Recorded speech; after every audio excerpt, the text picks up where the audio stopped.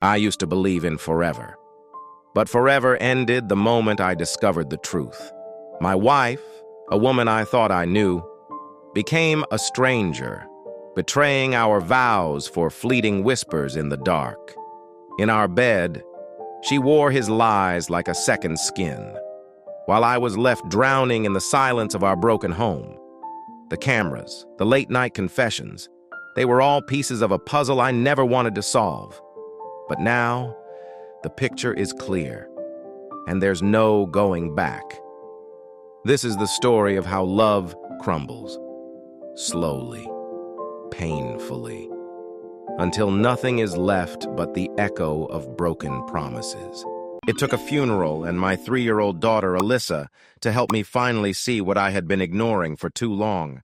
I didn't want to confront it, but now it was right in front of me. We were at my mother's house the day after my grandfather passed away unexpectedly, getting ready to go home. All our bags were packed in the back of the car, and I was getting Alyssa settled in her car seat. "Do you want to take off your shoes, sweetie?" I asked, knowing what she would say. I loved hearing her little voice. "Yes, please," she replied clearly. I smiled and began to unbuckle her small Mary Jane shoes. I didn't even need to ask about her socks because I already knew her answer would be to take them off. It must run in the family. I preferred being barefoot too. With her socks off and her tiny toes happily free, I gently tickled her feet. She giggled and kicked her legs playfully, knowing this was a game we both enjoyed. I realized we had been spending a lot of time together lately, and we cherished those moments. Sadly, it was different with my wife, Laura. Before I could think more about that, Alyssa's sweet voice broke through my thoughts. "Daddy?" she asked, as I placed her shoes on the seat beside her and tucked the socks inside. "What is it, my little pumpkin?" I replied softly, turning to meet her gaze. "Why doesn't Mommy love us anymore?" she asked. I was caught off guard and didn't know how to respond. "Sweetheart, your Mommy loves us both very much, especially you," I said slowly, trying to reassure her. For a moment, her eyes shone with hope, but that quickly faded. "But she didn't want to say goodbye to Grandpa," she said sadly. I was at a loss for words, remembering what Laura had told me. "She had to work, honey," I explained. I thought about telling her more about Laura's busy job and the important project she was focused on, but I knew that would just confuse her more. After a pause, I added gently, "Mommy will be at home waiting for you, sweetie." "She'll be there waiting for you." "Does she have to work at night too?" Alyssa asked. I started to reply, but thought it might raise more questions in her mind. "No, sweetie," I said. "I think Mommy is almost done working so much, and then she'll have more time to spend with you. And me," I added. I felt the need to change the subject. It was making me uncomfortable. I fastened the last strap on the car seat, kissed my little girl, and patted her arm before closing the door. 20 minutes later, she was peacefully asleep in the back seat while I drove down the highway. My daughter slept, but I couldn't. I kept thinking about her sad words. If a 3-year-old was noticing, it wasn't just me. That's what my wife had hinted at the last time I asked why she was off and away. The sun was almost down when we pulled into the driveway. My wife, Laura, was home. Alyssa ran upstairs, excited to tell her mom about all the cousins she had seen at my parents' house. I followed her, still troubled by the heavy thoughts that had taken over my mind on the way home. Why was Laura spending so much time working or out with friends? I found Laura sitting at her vanity, getting ready for the evening. She stood up to give me a quick kiss on the cheek. Suddenly I realized I couldn't remember the last time she had shown me any real affection. I sat on our bed and watched her prepare. Alyssa chatted with Laura for a bit, but even little Alyssa could see that Laura wasn't really paying attention. After a while, our daughter quietly went to her own room. Laura continued getting ready, fixing her hair and putting on makeup. "What's going on, Laura?" I asked, trying to keep my voice steady. My stomach felt tight and I could feel heat rising in my neck. "What do you mean, honey?" she replied, focused on her makeup. "We've only been home 10 minutes, I said a bit sharply. "And you're already getting ready to go out." She paused and glanced at me, clearly a bit annoyed. "Honey, you know I always go out with the girls on Friday nights," she said in a tired voice, as if we had talked about this many times. I didn't like her tone or the idea that she was doing something we had agreed was okay. "Actually, my dear," I said, trying to be witty. You go out with the girls on Saturday nights, some Sundays, almost every Wednesday, and nearly every Friday after work, and sometimes it all turns into one long, tiring night for you. Alyssa had quietly left after her mother brushed her off and was now in her room with the door closed. I heard one of her educational toys start to play a little tune. I got up and closed the bedroom door. When I turned around, I saw Laura standing there with a blank expression on her face. I walked over to her and took her hands in mine, holding them close to my chest. "Laura," I said slowly, trying to keep my voice steady. I didn't want it to shake. "Alyssa asked me this afternoon why you didn't love us anymore. And now I need to ask you the same thing," I continued. Laura's eyes narrowed, showing me I had touched on something important. I pushed ahead. "Do you still love me?" I asked my wife of 6 years. For a moment, she didn't say anything. Then she took a deep breath and relaxed against me. "Of course I love you," she said softly. "I love you even more than when we got married. Sometimes I thought I couldn't be happier." My stomach still felt tense, but I tried to calm down. She was happy? But not now? "Then stay home tonight," I said, pushing aside my doubts. I didn't want my voice to sound too desperate. Laura sighed and gave me a gentle pat. "We can put Alyssa to bed early," I suggested. "We can dim the lights and enjoy that bottle of wine we've been saving." I noticed a slight smile on her face, until I mentioned her outfit for the evening. Suddenly she pulled away. I held her wrists, not letting her retreat too far. "Laura," I asked gently, "are you hiding something from me?"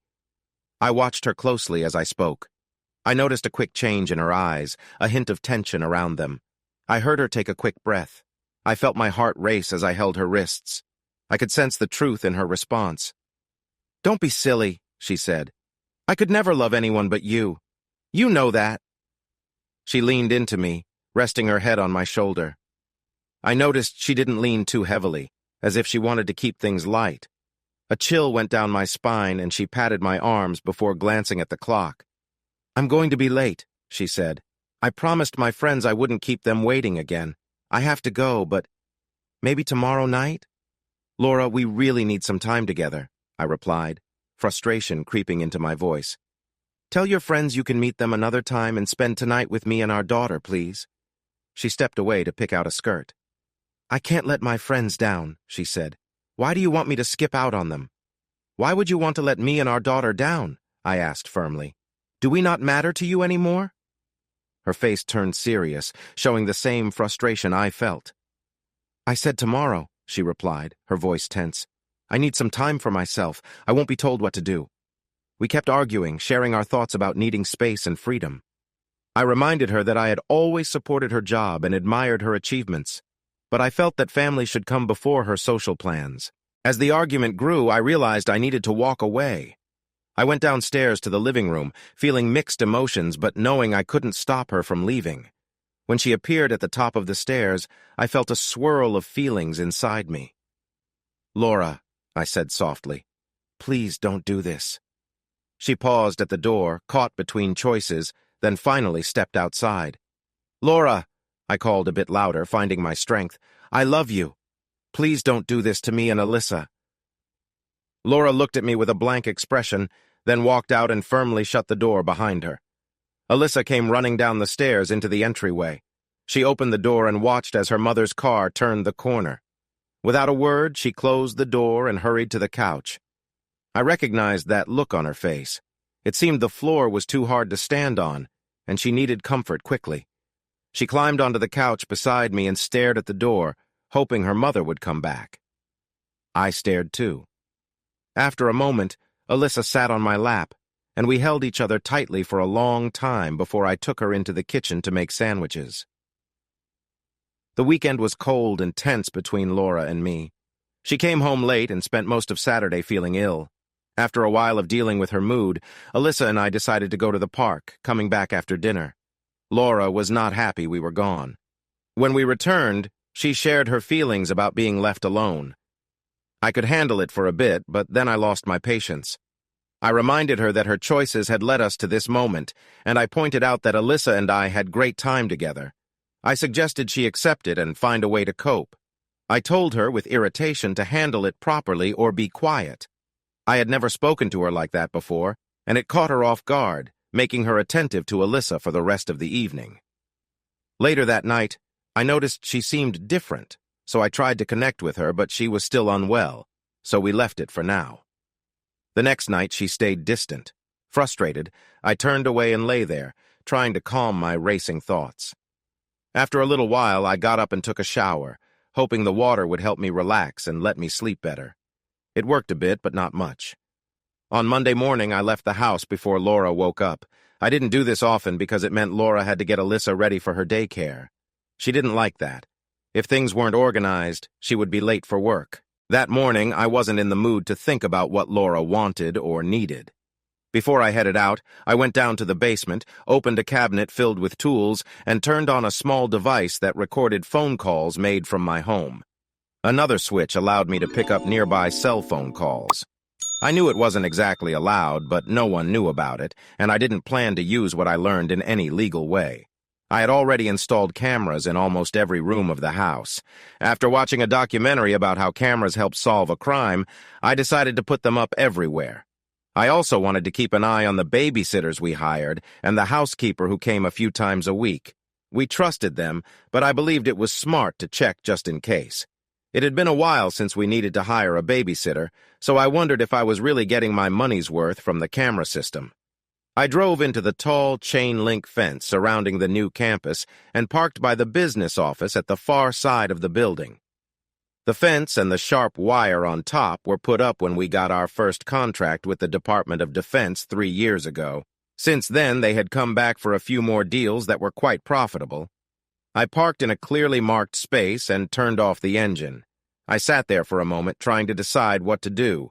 My gut kept telling me that Laura might be interested in something outside our home, but my mind argued that I had no real proof. Feeling nervous was not enough to be sure. I had seen a hint of guilt in her eyes, but it could have meant something else. I hoped it did.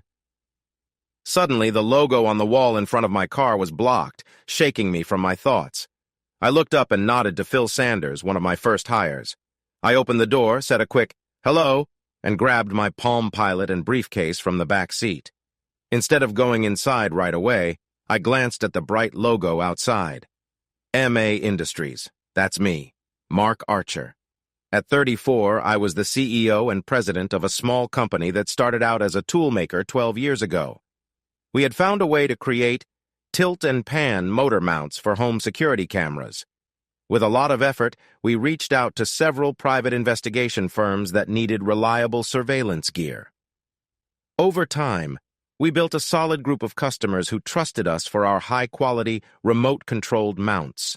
8 years ago, we bought a smaller company that made excellent color cameras with great zoom capabilities. The whole setup, including a strong transmitter and a receiver that could connect to any regular TV, was smaller than a lipstick case. Now our company had everything we needed, and we began selling our products across the state, planning to launch online sales next. We also took on a few private investigation agencies, creating a new branch called Information and Surveillance Associates. In just a year, we opened offices in 3 other cities.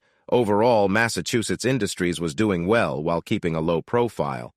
In my office, I signed the papers my secretary handed me without really looking at them. This was just the usual stack needing my signature. I jokingly called her Radar, and she responded with a kind reminder for Colonel Potter to pay attention. Maggie was the heart of our office. When she went on vacation, things didn't run as smoothly, and I often worried about the day she might retire. To keep that day away, I made sure to pay her well, as I did with the 3 vice presidents. She knew this, but they did not. "Maggie," I said when she brought me my first cup of coffee for the day, "can you please ask Carl Winters to come see me?" "Sure," she replied quickly, her curiosity showing. "Can I tell him why?" I shook my head, but felt I should give her some context. Maggie had been like a second mother since we started in a renovated warehouse. "Just tell him I need to become a customer of his," I said slowly, avoiding her gaze. She paused before answering. "Oh, I'm so sorry, Mark," she said softly. She sniffed lightly, bit her lip, and left in a hurry. I watched her go, wondering what she might know or feel. Carl led our surveillance division, and Maggie seemed worried by my request for him. "What's up, Mark?" Carl asked as he entered my office. I waved for him to close the heavy oak door. I sat quietly, not focusing on anything in particular, while he took his first sip of tea from the big mug Maggie always prepared for him. "Carl," I began to explain, but I had to pause to clear my throat. It felt difficult to get the words out. The tightness I felt in my chest was matched by my tense stomach. "Carl, I'm worried about Laura. I think she might be getting into something she could regret," I said slowly, trying to pick my words carefully without showing my full worries. "Ah, Mark," he replied, his voice filled with concern. "I'm sorry to hear that." We both took a deep breath. Carl put his mug down on my desk and stared silently at his hands. I didn't know what to say either. "Well," he finally said after a long pause, "well, we have what we need to look into this. I can bring in a few people to help us focus our efforts. Can you give me Laura's work schedule, her phone number, computer access, and details like that?" I nodded, understanding that Carl wanted to make sure we had everything we needed. I leaned over and pulled my briefcase closer. I'd spent most of Sunday gathering information from our files about Laura's accounts and details. I had Carl set me up in the accounting section as a customer of Information and Surveillance Associates, paying from my personal account. It was a small step, but it helped keep everything in order. We talked about ways to monitor Laura's activities. I felt guilty, but I tried to ignore it. The pain from the weekend before, along with the growing distance between us, made this investigation feel necessary. There were things I needed to find out. If Laura wasn't doing anything wrong, she wouldn't need to know what I was doing. Maybe I could suggest we see a counselor to work through our issues. But if she was involved in anything against our promises to each other, well, I had to find out. By noon, Carl's team had accessed Laura's car at her office downtown. It wasn't difficult. My name was on the title, too, so I gave them my key. They placed a small microphone under the driver's seat to pick up conversations. They also hid a GPS device in the trunk to track the car's location. Carl had 7 of his best people working on this, and he arranged for 5 reliable rental vehicles. One experienced woman, hoping to get hired at Laura's accounting firm, was set to start next week. Carl told me to relax and let him handle everything. There were established methods for situations like this, and it was better for me to stay out of it for now. That idea weighed heavily on my mind. If Laura was being unfaithful, it felt so common that there were already usual ways to deal with it. He also gave me a choice. If they found out about any upcoming meetings, they could step in if that was my plan, or we could wait and collect proof for a possible separation. I chose to stop any meeting they might find. I didn't need to think hard about it. I wanted my wife back. He nodded and advised me to keep things normal for Laura. He promised to keep me updated when we reached a key point. Instead, I told him that a key moment had already come. That night, I called him from the basement after looking at the recordings from the phone taps. The information I had wasn't meant for court, but it still felt wrong. Carl picked up on the second ring. "Carl?" I asked, my voice thick with emotion, and he caught it right away. "Oh no," he said. "What's wrong?" His worry was clear. I took a deep breath to steady myself. "You remember the phone and landline taps I had you set up when we built the house?" I asked. "Yeah, sorry we couldn't make it today to set up the remote monitoring, but—" "Oh, I know, Carl. There are only so many hours in a day, right? Don't worry about it. Anyway, I have a recording of a conversation between Laura and a man named Brian from about 7 p.m. I took a deep breath and went on. "You can hear it tomorrow, but Brian talked about seeing Laura soon." I felt an emotional surge, struggling to keep myself together. A heavy feeling settled in my stomach. I felt numb, like my body was wrapped in layers that dulled everything. My chest hurt. I felt overwhelmed. The thought of Laura being with someone else weighed heavily on my mind, and I couldn't understand her choices. I tried to push down the lump in my throat. "Anyway, Carl," I said when I had enough control, "that changes what we need to do. I'm going to call Pete tomorrow morning and start the process of separating from Laura, so I guess now we need to gather all the proof we can." Pete was Peter Robinson, a well-known lawyer for MA Industries and also my personal attorney. "Yeah, Mark, I guess there's not much else we can do," Carl said, his words slow. "Oh, Mark, I'm really sorry," he said. "I don't have the right words to tell you how sorry I am." His kindness helped a little. "Yeah, I know, Carl," I replied, my voice a bit stronger. Thanks, buddy, but this is on Laura. No one else is to blame, but I have a little girl who's going to be hurt by this. She and I are the ones who will feel it. And I don't understand why Laura made those choices. I tried to focus. I didn't want to dwell on my feelings for too long. Okay. Well, I just wanted you to know we'll be working in a new direction starting now, I told him. I'll see you at the office tomorrow morning, okay? Sure, Mark, he said. Just take it easy tonight, all right? Don't do anything you'll regret, boss, he added sincerely. I knew he was trying to remind me to stay calm. I'm all right, Carl, I replied. I listened to the recordings from earlier today, and I'm already past that. I paused for a moment. I will say, Carl, I won't be spending the night with her. I have to come up with some excuse, but I can't be close to someone who has let me down. There are certain lines I can't cross, and while it may complicate things, I just can't. My voice wavered with those last words, but Carl didn't say anything about it. That's fine, he said gently. It might take a little longer, Mark, but people who make these choices often think they're clever. They believe they can keep their secrets hidden, not realizing how easy it is to predict their actions. I stayed quiet. Hang in there, boss, Carl told me. Everything will turn out okay, no matter how it goes, you hear me? You'll come out of this stronger, trust me. One way or another, yeah, I will, I answered, but I didn't really believe it. All I saw were the challenges ahead for me and my daughter. I hadn't even started to think about how this would affect her feelings. All right, Mark, call me if you need anything, okay? Even if you just want to chat. I promised I would, and then pressed the off button on my phone. I turned on the recording equipment again to catch any more messages between my wife and someone else. That night, I slept in a spare room down the hall, telling Laura I had a sore throat and a bit of a cold that might make me snore. She quickly agreed without saying much. I added that it would be closer to Alyssa in case she needed us. Our daughter had some accidents recently, which Laura didn't know about, but she just shrugged and went back to her magazine. I saw it as an emotional issue for our daughter, but Laura didn't seem concerned. The next afternoon, Carl came to me with a report. Laura's friend was Brian Collier, an accounting executive from her workplace. He was married with 2 kids, and his wife worked part-time in a different office. Brian was 38, a bit taller than me, but thinner. I had done amateur boxing when I was younger and kept lifting weights in college. Mr. Collier, from the one photo Carl found, seemed more like a runner, if he was athletic at all. I imagine some might find him appealing, but I wasn't particularly impressed. I couldn't help but wonder what it was about him that caught Laura's attention. Carl had managed to get a full 2-year record of Laura's phone calls through a contact at the phone company, and his team looked it over quickly.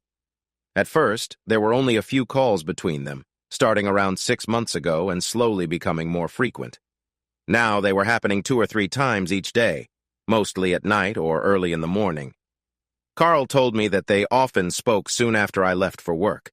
The evening calls were usually made by Laura, probably when she thought I wouldn't overhear them, likely while I was busy with my regular exercise. Can you share anything about what happened around the time the calls started increasing? Carl asked, keeping a serious tone that I found somewhat reassuring. I leaned back in my chair to think and even put my feet up on the edge of my desk. When Carl saw me relax a bit, he did the same on his side. Suddenly, I remembered something. Oh, well, maybe not. She went to a training seminar in Chicago a couple of weeks before that with a company that hired her firm for a project, I said, trying to recall more details. You know, I paused as a memory started to form. I took Laura to the airport for that trip, I said carefully. And there was a man there, too, getting on the same plane. I can remember it clear as day. All right, Carl said confidently. I'll have my team keep looking for more connections, but I think this seminar started it all. Too many clues are pointing that way. I nodded, agreeing with him. I'm not one to think that things just happen by chance. Carl checked his notes. That's it for now, boss, he said. We got the credit card companies to send us copies of all the transactions for the past year. It helps that you and Laura share accounts on all of them. Oh, and we'll also be looking at your bank records later today to check for anything there. I'll keep you posted on what we find, all right? I was surprised by how much information they had already gathered. They had only been working on the case for a short time. How did you get all that without my permission? I asked, wondering if I should question how easy it seemed for the banks and phone companies to share private information. Carl smiled. "You gave permission when you signed those forms," he replied. I raised my eyebrows, intrigued. He laughed softly. "Boss, you probably don't pay close attention when Maggie hands you those stacks of papers, do you?" I had to smile and nod. My expression became serious again. I used to say that I trusted Maggie almost as much as I trusted my wife, but now Maggie seemed to be at the top of that list. All right, I said, raising my hands in a gesture of giving up. "Go out there and deal with the troublemakers," I told him. By Thursday, Carl and his team had gathered a lot of information about my wife and her new friend. 2 investigators had gone to Chicago, and they found several people at the company hosting the seminars who remembered Laura and Brian as being very close. One front desk clerk had noticed their activities and thought they might be connected before realizing they had different last names. 3 or 4 people at the hotel where Laura and Brian stayed remembered seeing them often in the lounge, where they liked to have drinks. They reportedly returned to their rooms late at night, and the lounge manager had to ask them to behave more appropriately on 2 occasions. Carl's investigators were talking to the hotel management to find out if they could get the security camera footage from that time for a reasonable cost. Carl mentioned this with a knowing smile, and I understood what he was hinting at. He had a freelancer start working in Laura's office sooner than expected. This person soon reported that Brian and Laura were becoming closer at work. Their boss had noticed, too, and had reminded them to stay professional. Laura seemed to be facing some issues with her performance as a result. I took note since my lawyer would want to know about a company that didn't enforce its workplace behavior rules properly. The freelancer was working in payroll and had found Laura and Mr. Collier's pay records and attendance data. It looked like they were taking time off for personal meetings. Credit card information from our bank revealed some of their activities. Laura paid for most of their meetings at a low-key motel outside of town, which suggested they weren't being very discreet. Laura's so-called friends that she went out with at night were mainly single and newly divorced women looking for companionship. She had asked them to keep things private, but most of them, except for one named Kathy, shared what they knew with Carl's investigators for a small reward. Just $100 was enough for them to provide dates, locations, and times for Laura and Brian's meetings. Recently, the act had worn thin, and most women hadn't seen Laura in 2 months. Kathy quickly called Laura to tell her that someone had asked about her relationship with the group. She promised Laura that she hadn't shared anything. Kathy was upset, thinking it was wrong of me to check up on her friend. She was right to think I was a likely suspect. A background check on Kathy showed she had been married twice. Her first divorce was because her husband cheated, and the second happened when her current husband found her with someone else. In recent years, Kathy had moved between relationships. Twice, she was involved in divorces where she became friends with the husbands. Somehow, she had managed to connect with my wife even though they didn't work in the same place. It seemed like Kathy was, in a way, encouraging trouble just because she could. We also knew that the $100 bribes were still working with the other women because Carl had copied Laura's phone. The other women replied to Laura's worried calls with comforting words, just like Kathy had. Laura didn't think they would ever tell her secrets. She only knew someone was asking questions, but all her friends seemed to be looking out for her, or so she thought. I was again surprised by how much information Carl's team had gathered in such a short time. Brian and Laura didn't have much experience. While Carl was very skilled, they didn't stand a chance. The rest of that week and the next 2 were quiet at home. Laura canceled all her plans except for Friday's night out, and Carl's team confirmed that the ladies went to a couple of clubs and danced with anyone who asked, returning home afterward. Brian kept focusing on his family, even though his wife seemed unhappy with his sudden behavior change. I was amazed at how quickly things returned to normal for Laura and Brian after the questions from the investigators. They seemed to feel confident about their situation, believing nothing was wrong. But just 3 weeks after the investigators spoke to them, the number of phone interceptions started to go up. They had convinced themselves that everything had calmed down and that I hadn't noticed anything unusual. During this time, I mostly stayed in the spare bedroom. I found it hard to greet Laura at night, and I avoided any closeness with her. She hinted several times that she wanted affection, but I ignored her. I read every book in Alyssa's little library and bought more for us to explore together. After I developed a deep, dry cough, Laura didn't question why I was sleeping alone. She didn't suggest I should keep my distance from the baby with a cough like that either. Meanwhile, Carl and his team noticed that late-night talks between Laura and Brian were happening more often. On Wednesday of the third week, Laura and Brian planned to meet at their usual motel. Carl had everyone curious to learn more about the situation with the other people involved, and Pete, my lawyer, had prepared me for how to handle it. I had asked Mandy, a 16-year-old girl from down the street, to babysit Alyssa that night. "Laura," I said, "please don't go out tonight." I stood in the living room as she was heading for the door. "Please, Laura," I urged. I really didn't want her to meet the person I was worried about. "Mark!" Laura replied sharply, but when she saw that I was serious, her expression softened. "Look, nothing is happening, Mark. I'm just going out for a few drinks and maybe some dancing. That's all," she said sweetly. She stepped closer and hugged me, trying to show that I had nothing to worry about. "Laura," I said without thinking, "I know you're meeting someone tonight, but you can't mean as much to him as you do to Alyssa and me. Please don't go." Laura pulled back, looking more careful now.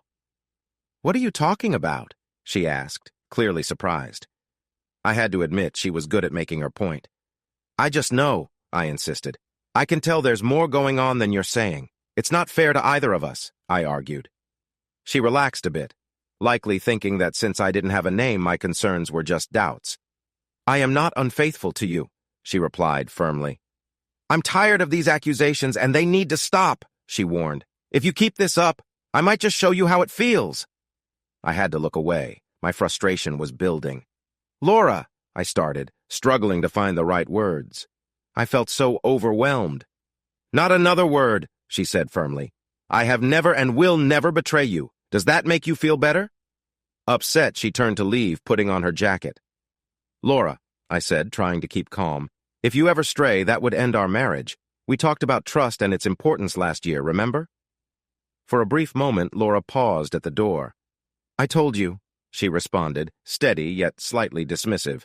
"I promise you I have no interest in anyone but you." "Now I'm late and I have to go," she added, her voice strong. Without looking back, she opened the door and left. 20 minutes later, I met Carl and 3 of his friends in the room next to where Brian and Laura would soon arrive. I felt uneasy about my earlier protests and the questions from Laura's friends in the past weeks. Apparently, Brian and Laura were driving around, trying to see if anyone was following them. We could see that from the GPS. In truth, there was no one behind either of them. Carl knew about the motel reservation just minutes after it was made because the desk clerk had been paid to inform him right away.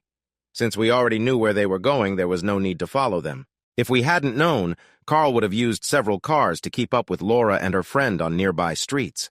With GPS trackers installed in both of their cars, they would have never noticed they were being followed. After I'd been there for a little while, Laura and Brian arrived at the motel at nearly the same time and parked in front of room 113. The motel had outside entrances to all the rooms, so they just had to get out of their cars and walk a few steps to the door. They didn't notice the dark van parked across the street, and they had no idea that a high-end digital camera was recording everything they did. Laura and Brian briefly hugged before heading inside. Carl was watching me closely, knowing I was tempted to jump up and interfere. "Mark," he said softly, "things are going to get a lot tougher. Are you sure you're ready for this?" I sat back down on one of the beds and licked my dry lips.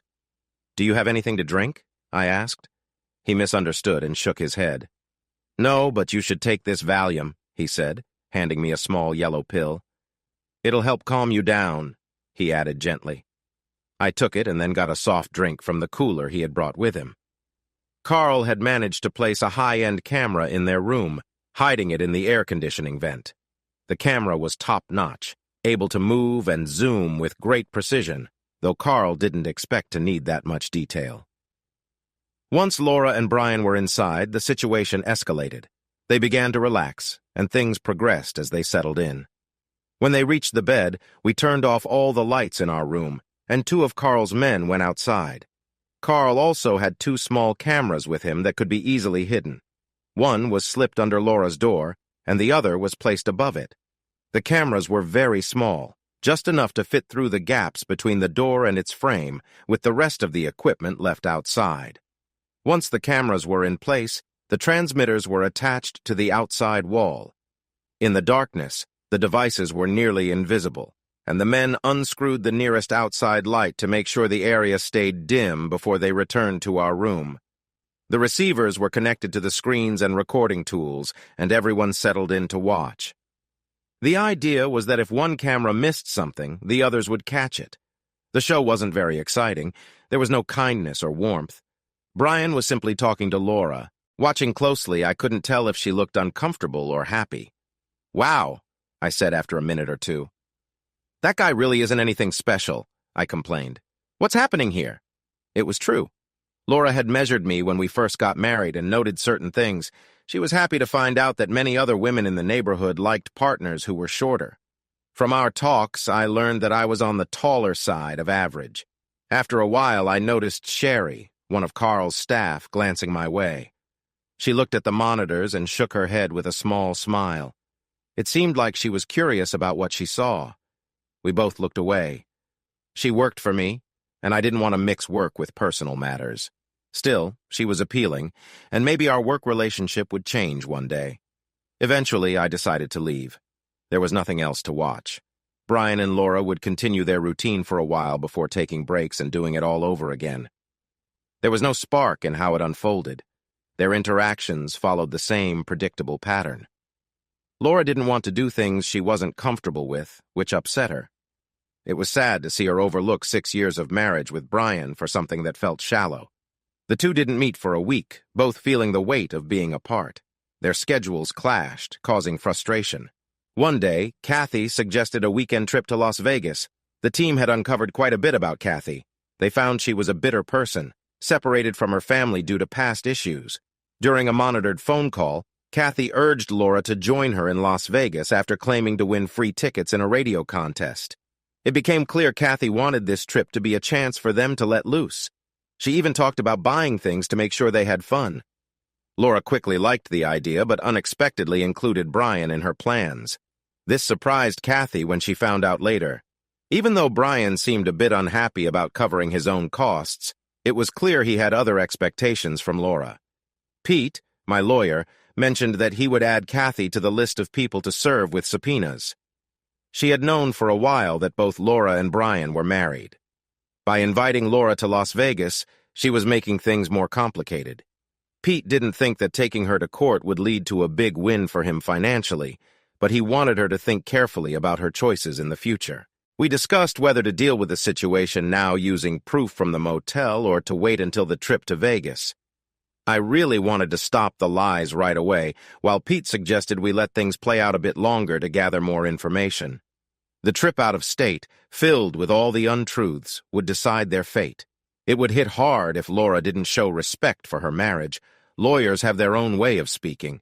What Pete really wanted was to see her step over lines, both in words and actions. As it turned out, he would see both happen. The detectives were at the same casino hotel where Kathy, Brian, and Laura were staying. They were in one tower, while Carl and his team were in the other tower, where they could easily see into the other room. It had cost $500 for the clerk to place Laura's room in a spot where it was easy to watch from Carl's side. The clerk quickly accepted the money. It seemed like the easiest cash he had ever made. Just a short distance from Laura's room, Carl had set up 3 cameras to capture what was happening. He mentioned there was a good chance they would see something important. He had learned that people in tall buildings often felt they couldn't be seen because of their height and distance from others. This understanding had appeared in several cases he had worked on before. Even if they closed the curtains, Carl had a device that could pick up tiny movements and sounds from the room. They would end up with audio recordings of their voices, enough to identify each person if needed in court. This technology, Carl said, had been improved during the Cold War and was used by many intelligence agencies to gather information. They also planned to record a phone call. I was supposed to call Laura and try one last time to convince her to come home. My lawyer thought of it as just a practiced script, but I hoped it would work. I was filled with mixed feelings, hot and cold shivers racing through me. I felt pain, and my stomach twisted, even though I hadn't eaten all day. Carl and his team left me at home, but I was able to watch the cameras they had set up. A detective following them said they had nearly worn out a flight attendant with their drink orders on the plane. They were already quite tipsy. "Laura?" I asked into the phone. On the webcam, I could see Laura sitting on the bed, reaching for the phone on the nightstand. "What?" she said sharply into her cell phone. She moved away from the others when she heard my voice. "Laura," I said again, "please come home. We can work this out." I tried to sound as gentle as I could. My lawyer suggested I say this to highlight her dishonesty and lack of care. "Laura, please, think of Alyssa. Think of how this will affect her." It's surprising how long a person can hold on to hope, even when seeing something beautiful fall apart. I loved Laura. I wanted to find something to cling to, but there really wasn't anything. I might love her, but I was struggling to like her at that moment.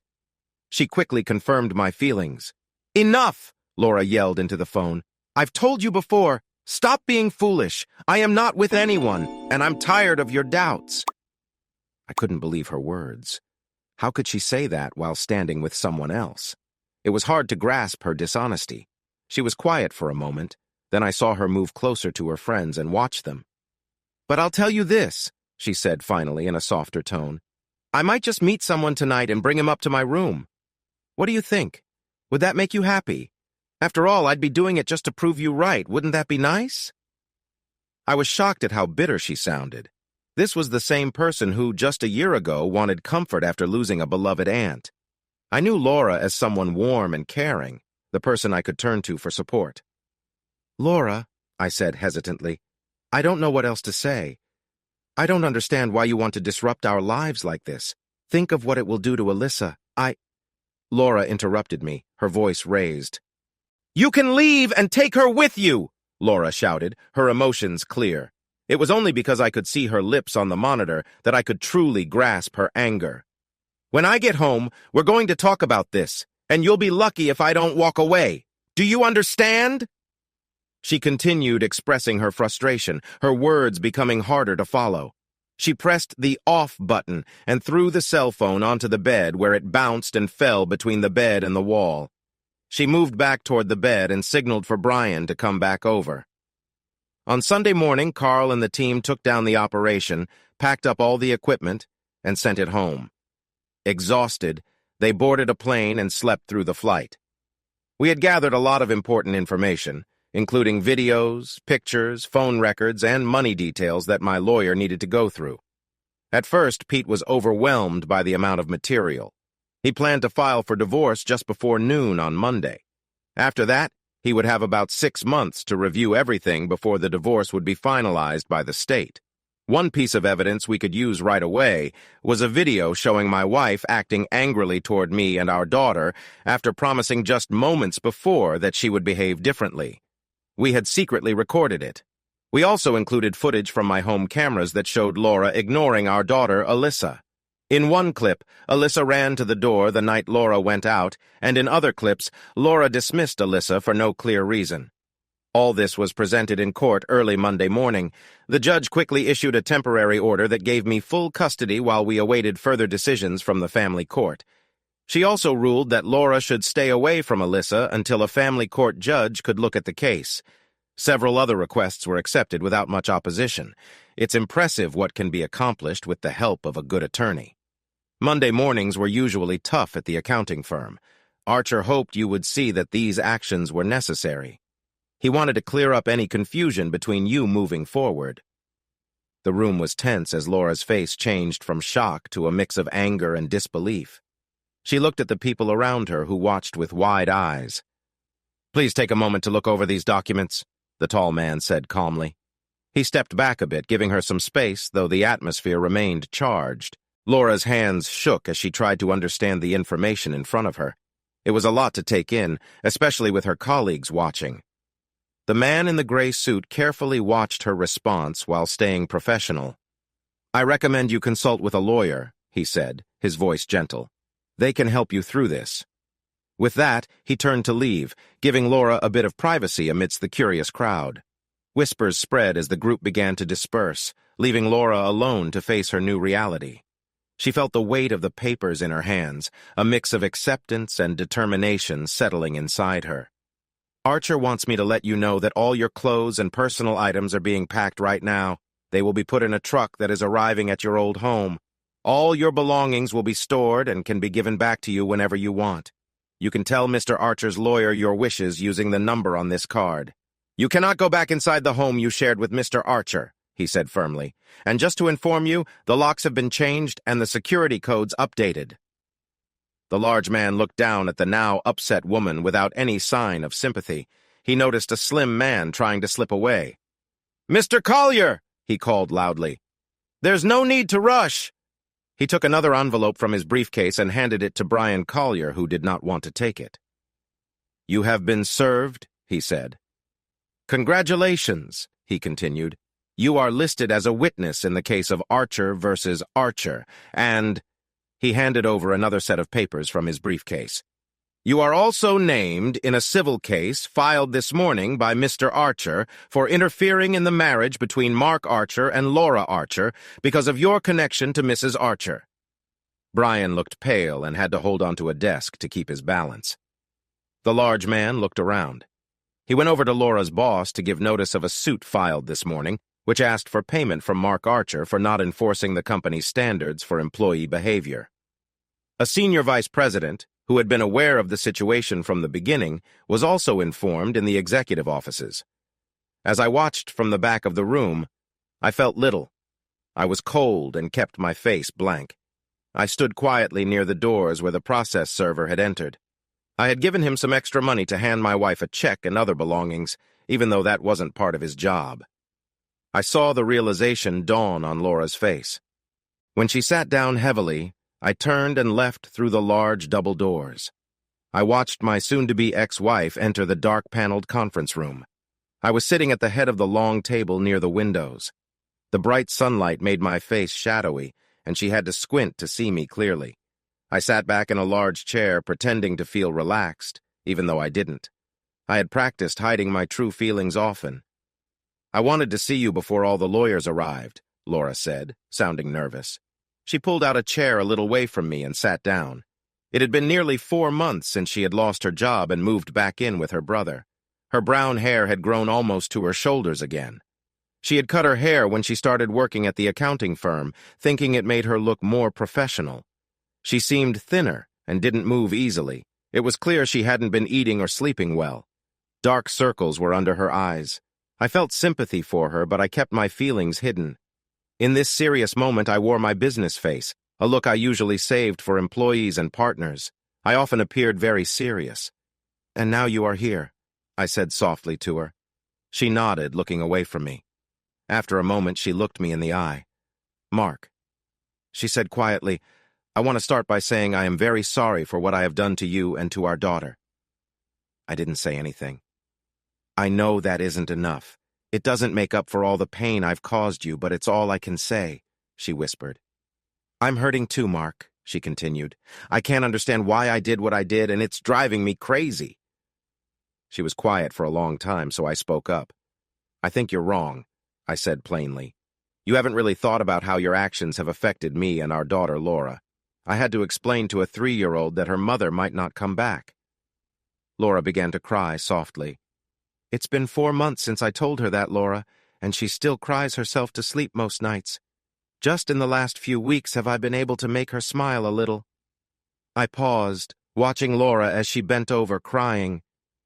"She gets upset if anyone stops her from reaching me when I'm away too long," I said quietly. "She fears that I might not return one day. Can you imagine how scary that is for a little girl who is not yet 4, Laura? Can you?" I tried to calm myself while Laura continued to cry. "She's in a new daycare here at the office," I told her. "I arranged it so I'd always be nearby. If I'm gone too long, she gets really anxious." I watched her cry for a while longer. "But looking on the bright side," I said, trying to sound positive, "the productivity has really improved among the single parents here, and it's almost paid for itself." My attempt at lightness didn't seem to affect her, and silence filled the room. "Why?" I asked gently. "Why did you do it, Laura? I cared for you deeply, and you took away my sense of security." There's a big empty space inside me now, Laura, and I can't fill it until I understand your reasons, I said, searching for answers. She just shook her head, tears rolling down her face. I noticed she hadn't worn any makeup, maybe expecting to cry. She was still beautiful, perhaps even more so as a mature woman than when I first met her. My heart ached as I watched her cry, and I felt like crying too. I lost a younger brother in a car accident when I was a teenager. Today I felt even worse than I did back then, and I felt just as powerless now. I wasn't sure if the pain inside me would ever go away this time. I don't know why, she said after a long pause. I think I might be losing my mind. She spoke softly, almost in a whisper. I can't change what I've done, Mark, she continued gently. I don't deserve your forgiveness, and I won't ask for it. I've hurt the only man I've ever loved so much. I will have to carry that weight for the rest of my life, and I don't know how to do it. I feel so overwhelmed when I think of my actions, especially how they affected my sweet girl. The guilt is too much. She stopped speaking, looking up at the ceiling as tears kept falling. I almost picked up the remote next to me to bring up the DVD player in the corner, knowing which scene would hurt to watch. It seemed unnecessary, so I put it aside. Eventually, her tears slowed and then stopped, as if she didn't have the strength to cry anymore. I placed the remote in a drawer of the nearby cabinet. I'm seeing a counselor, she said slowly. I'm trying to understand why I let everything go wrong and hurt so many people. Her fingers twisted anxiously. I went to see Stacy Collier, she continued. I apologized for my actions toward her family. She was kind to me, and I don't know why. She looked down at the table for a moment. Stacy mentioned that Brian usually finds someone else at his jobs. She said she got used to it, but this time she's had enough. She's leaving him and moving on. She's found a good man who cares for her children, and she believes he's the best thing that has happened to her. I knew that Stacy Collier was leaving her husband and about the new man in her life. I hadn't realized that Laura went to her to say sorry. That she did so showed she felt regret and was willing to take responsibility for her actions. I felt something shift inside me. A hopeful feeling surfaced, wondering if there was a chance it could grow. What is the counselor telling you? I asked. Laura glanced at me and then quickly looked back at the table. We haven't made much progress, she admitted. I wish I could tell you we had, but all I know is that something happened when I was drinking too much for a while. Were you drinking, Laura? I interrupted. She looked up and held my gaze for the first time, but I couldn't figure out what emotions were passing over her face. I don't know, she finally said. Maybe the first time I was with Brian, I know I had been drinking a lot. Her head dropped again. But most of the time I wasn't under the influence. Sometimes I wasn't even drunk, she said. Her tears began again and she tried to hold them back. I wish I could use that as an excuse, she said softly. But I can't. I'm trying to understand everything with my counselor. She paused for a bit, only speaking again when I moved in my seat. Mark? I raised my chin and looked at her. Would you go see her? She wants to talk to you, but not like you think. She just wants to ask you some questions, to see if there's anything I haven't shared. She. Laura spoke quickly, eager to say everything before I could respond. When? I asked simply. Laura looked at me, surprised. You'll go? She asked, her voice shaking. I shrugged. I'm still your husband, I replied seriously. I'll help you as long as it doesn't hurt. Our child. I almost said my child, but changed my mind. Hope sparked in her eyes, growing stronger. I opened my mouth to say something sharp, but stopped. I wanted to do everything for my little girl's sake. I had loved Laura completely. I still loved her, but love couldn't erase the feelings of betrayal I carried. Yet my daughter's well-being was my top priority. That was more important than anything else. I would do almost anything to help her feel whole again. Tomorrow afternoon? Laura asked nervously. Is that too soon? I can call to see if she can meet you later if you'd like. Is 2 o'clock okay? Tomorrow afternoon at 2 o'clock is fine, I replied. I'll be there. Laura started to cry again, but her eyes were hopeful despite the tears. Thank you, Ho, she began. I thought she almost called me honey, but I wasn't sure. Thank you, Mark, she said. She attempted to stand. It looked like watching an older person struggle to get up. Before you go, I said, I had some health tests done and everything came back clear. Have you? She nodded. I always made sure to be careful, she said with a hint of bitterness. I sat quietly for a while. My tests had all been negative. Laura, I said as calmly as possible, is there anything else you want to say about those difficult months we went through? She flinched at my words but met my gaze. No, Laura said softly. I've told you how truly sorry I am for what I did to you and Alyssa, and I can't even start to ask for your forgiveness. Those are the only things I wanted to say. Oh, and to ask if you would talk with Dr. Jameson, she added. I waited a moment to see if there was anything more she wanted to express. She looked like someone who had completed everything on her to-do list. Laura, please sit with me, I said. She took a seat, turned to face me, and folded her hands in her lap, waiting for me to say more. When your lawyer asked if I would meet you privately, I wondered all kinds of things. I thought you might raise your voice like you did that night in Vegas. I paused as she lowered her head, remembering the regret on her face in the video after she had said hurtful things. I tried to call you back, she said quietly.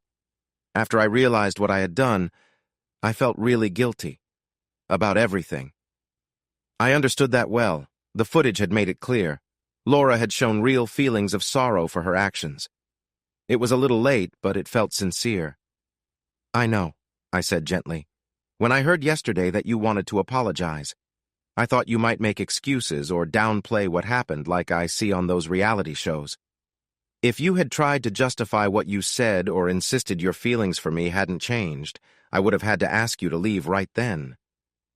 Laura shook her head, tears rolling down her cheeks again. I poured her a glass of cold water and slid it across the table.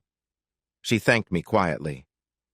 You didn't do any of that, and your mother told me you never talked negatively about me to your family. She said you accepted full responsibility from when you returned home. Laura raised her hands helplessly without saying a word. I took a deep breath, feeling I was about to make an important decision. It felt like pulling back from a strong position. But I had a daughter who was struggling, and I missed her laughter. If there was any chance to bring back that joy, I had to take it. I was struggling too, and it felt heavy on my heart. Laura, I said softly, there's a small restroom through that door. I pointed to a door on the side. Why don't you take a moment to freshen up? She nodded, grateful for the chance to gather herself.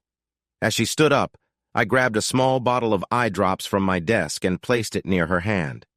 Here, I said, just use a little of this. It might help. She nodded in thanks. I then picked up the phone and used the intercom to call my secretary.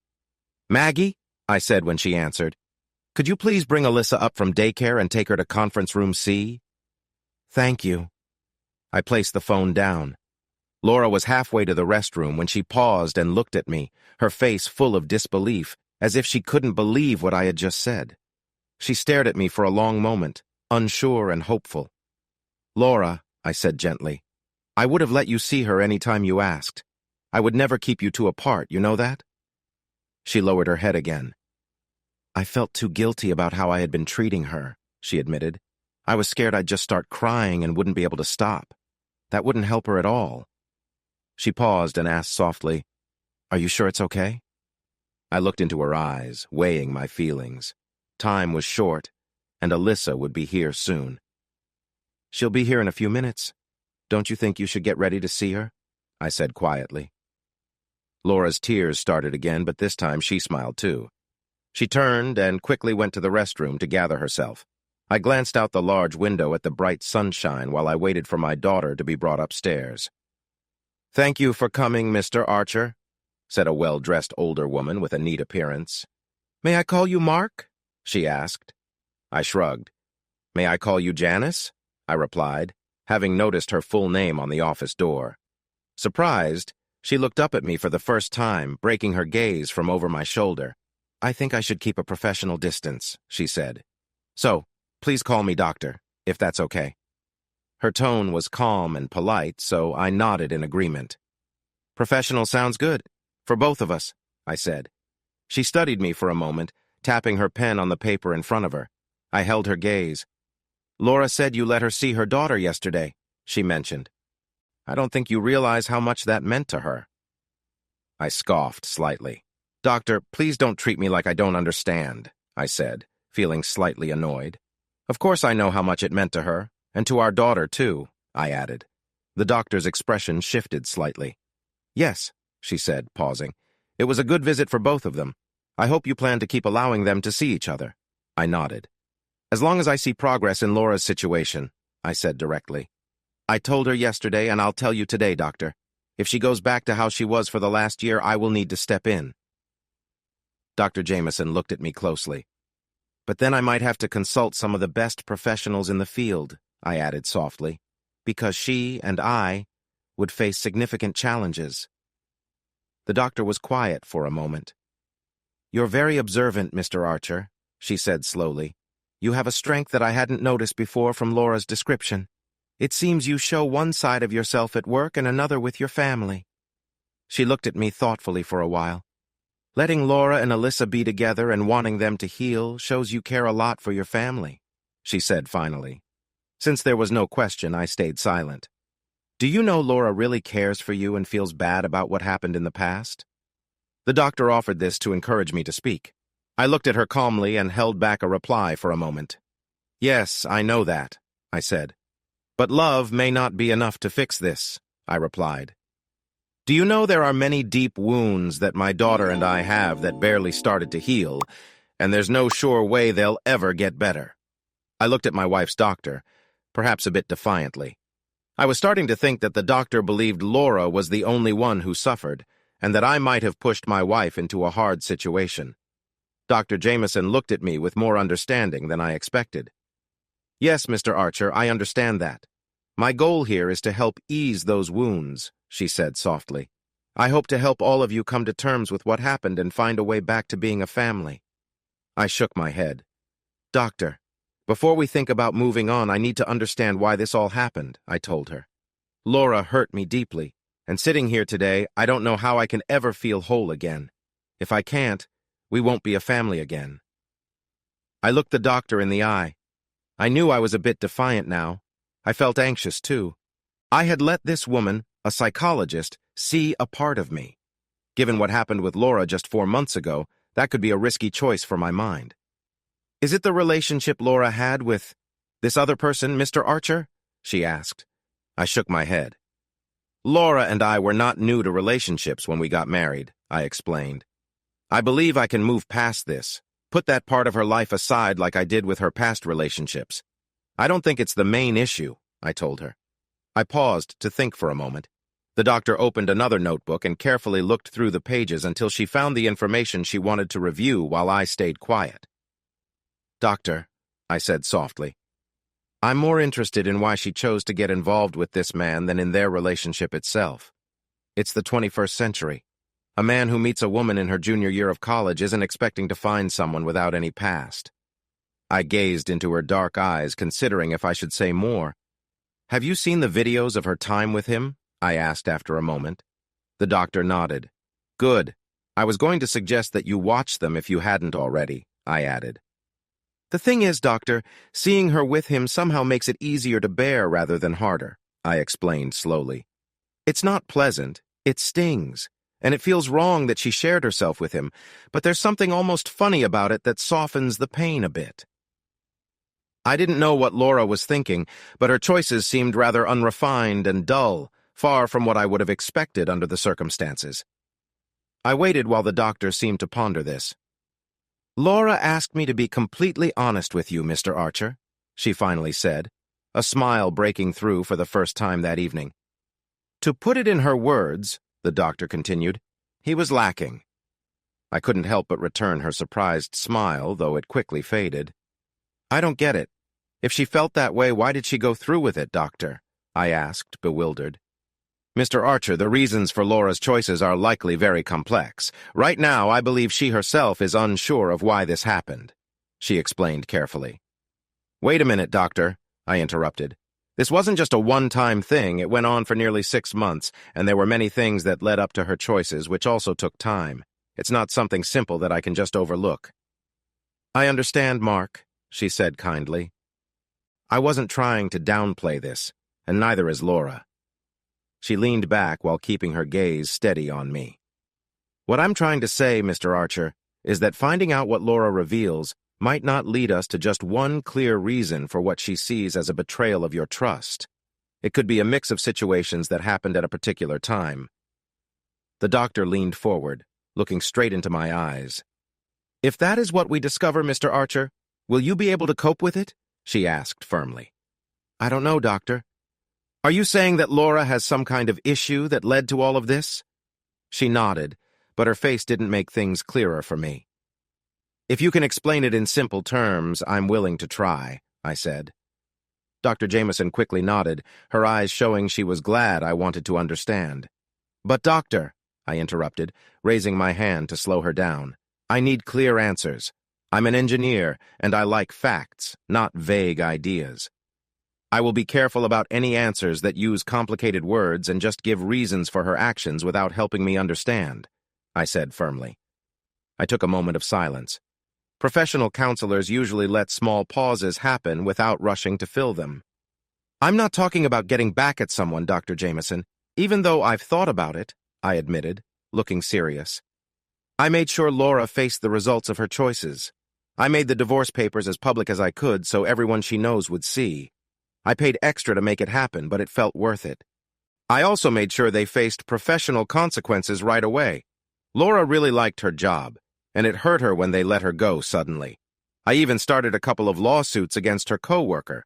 At the very least, it will cause him financial trouble. I shared some information with his wife, and she's planning to use it against him. I sat in silence for a bit longer. I won't hide it from you, Doctor. I've enjoyed getting some payback, and I've enjoyed sharing it too.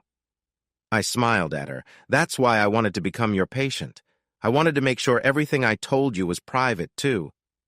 I sensed my smile might have seemed a bit sharp. Dr. Jameson pulled back slightly. I noticed it, even if it was just a tiny movement.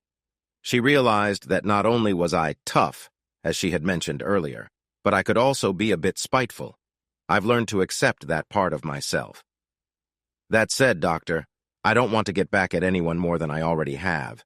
This Brian guy is someone who has lost his way, and I don't think he'll be a problem for anyone again. I had a satisfied look on my face, but I didn't mind. As my doctor, she had to keep almost everything I said confidential, including my bragging. She didn't need to know that I had set up a trust for Brian's kids to help with college. They hadn't done anything to me, and I didn't want them to face hard times. I know Laura is also going through tough times, I continued, whether those come from my actions or her own thinking about her choices. But I don't want to add to her struggles anymore. I realized I had been going on without really answering the doctor's question. Doctor, I just want you to know that if I go through with this, there better be something good that comes from it. If I try to accept what Laura has done, if I keep all this anger inside because she's going through something, I need to be sure that these types of problems won't happen again in the future. I paused as the doctor shook her head gently. I'm afraid I can't guarantee that, Mr. Archer, she said softly. No one can. But we can work towards understanding what led to the changes in Laura's behavior that began about 6 months before she started to make choices that became more concerning. We can help her recognize what was happening in her life at that time and find any deeper issues that may have come up. If we deal with these problems honestly, Laura might be able to sort through them. There's no promise of a perfect outcome, but understanding how people think and feel can be very complex. We can teach Laura, and you too, Mr. Archer, how to spot emotional difficulties, see how they affect you, and most importantly, learn how to talk about feelings to avoid problems in your relationship down the line. The doctor took a deep breath. Emotional challenges? What do you mean? I shifted in my chair, feeling uneasy. Okay, doctor, I said slowly. You have my attention. You're saying there are some serious mental challenges involved with this? It wasn't just a small bump in the road? It wasn't just boredom? The doctor shook her head gently. Laura and I have discussed her situation over the past few years, Mr. Archer. And if she is being honest with me, there doesn't seem to be any serious issues until she started reacting to Brian. She noted that period as a significant change in her feelings. Before that, she recognized his interest, but didn't see him as someone she wanted a serious relationship with. I have been practicing in this field for 26 years, Mr. Archer. When someone's feelings and actions change so much, it usually means something important has happened. I nodded, not fully convinced, but knowing she had a lot of experience. Carl's team had also looked back at our wedding to see if there were any signs of trouble and found nothing. What they discovered lined up closely with what the doctor said, pinpointing the start of Laura's behavior changes about 5 or 6 months before she was seen with Brian Collier. Carl's team had gathered enough information from Laura's former co-workers to suggest that Brian had been showing interest in her for months before they became involved. I was trained as an engineer, and I didn't believe in coincidences, so I accepted what the doctor said. I sat quietly for a while, thinking deeply as I looked over Dr. Jameson's head. I hadn't expected this news. Laura had mentioned feeling overwhelmed, but I thought that was just a way to avoid confronting her true feelings. I hadn't considered that there might be deeper emotional issues at play. I wasn't sure if it was good or bad that she might not be fully aware of why she had hurt my daughter and me. I chose to put that thought aside for now. "Okay," I finally said. The doctor looked up from her notes. She had been writing quickly during the silence, and she regarded me with curiosity. "Doctor, you mentioned looking for something that triggered this change. Let's see. Around 4 months ago, everything in our lives fell apart. 5 or maybe 6 months before that, she started seeing Mr. Collier. And 6 months before that, I first noticed some distance between us. So, something must have happened roughly 16 months ago, almost a year and a half ago?" The doctor seemed surprised by my clarity, but she quickly refocused. "Yes, roughly," she replied. I thought for a moment, believing I had a clue, but surely Laura had shared this with her counselor. I couldn't come up with anything else. "Doctor," I said slowly, unsure if this would help, "did Laura mention that her Aunt Ruth passed away around that time, maybe a little earlier? Laura really admired her aunt, and she was heartbroken when she lost her so suddenly." Dr. Jameson appeared startled. She shook her head. "No, she didn't mention that," she responded. There was a distant look in her eyes. "Oh my," she murmured, deep in thought. I lightly tapped her desk to bring her back to the moment. "After the funeral, she cried for 3 days straight," I added, trying to give more context. "I took time off work to support her, but there wasn't much I could do, just hold her and be present, I suppose." The doctor nodded, listening carefully but clearly deep in thought. "Hey, hello, Dr. Jameson," I joked lightly. She blinked and seemed to refocus on me. "Do you think her aunt's passing might be important, doctor?" I asked. She nodded vigorously. "Yes, and the fact that she didn't mention it is even more important, Mr. Archer," she said with assurance. She stood up suddenly. "Mr. Archer, thank you very much for coming to talk with me. We need to stop for now, but I believe you've highlighted a crucial point that I need to explore further with Laura. I can't fully understand its importance yet, but it feels promising, I assure you. Will you come back to see me soon?" I nodded and handed her my card, writing my cell phone number on the back. "Doctor, that's my personal number. Call me anytime, day or night, if you need anything," I told her. The doctor looked a bit surprised for a moment. She wasn't used to taking orders from anyone. We shook hands and I left.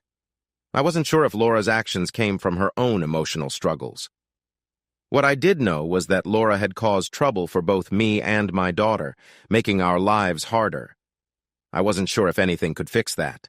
2 months later, "You and Dr. Jameson have talked about your Aunt Ruth?" I asked, watching Alyssa run through a maze of tubes at Chuck E. Cheese's. I could see her through the windows and clear parts of the big round pipes. The cheerful sounds of kids playing filled the air around us, making it a nice backdrop to my conversation with Laura, which felt comfortable yet kept a bit of distance for both of us. "Yeah," she said, her voice just loud enough to be heard above all the noise. "But I don't know why she wants to know about Aunt Ruth and Dad," she added, looking at Alyssa with a bit of worry as an older girl helped her through some sections. I was surprised to hear Laura's counselor was asking about her father. "What's she asking about your dad and Aunt Ruth?" I ventured. Laura gave me a blank stare. "What?" she replied. "You mentioned Dr. Jameson was asking about them," I clarified. She shrugged and shook her head. "I'm sorry. I was watching Alyssa. Mark," she said, sounding a little guilty. "I think she's been asking about Aunt Ruth, but we aren't getting anywhere. I'm really tired of talking about her." "I get it," I said. After a long chat with Dr. Jameson a couple of weeks ago, I was paying more attention to what Laura said. Aunt Ruth was your mom's sister, right? Laura nodded. Yeah, Mom and Dad were heartbroken when Aunt Ruth had her stroke and passed away, she said. That makes sense, don't you think? I asked. Ruth lived with your parents for a long time, right? I was trying to recall some faded memories. I didn't know her family that well, but I liked them enough. Uh-huh, Laura answered. She stood up and took a few steps to see better, making sure our daughter was safe in the maze. Alyssa was a bit delayed getting to the next part of the tube if she kept running like she had been. There was nowhere else she could go, so I was sure we'd see her in a second. Your parents were close to Ruth, huh? I suggested when Laura returned to my side. What? Oh, yes, pretty much, she replied.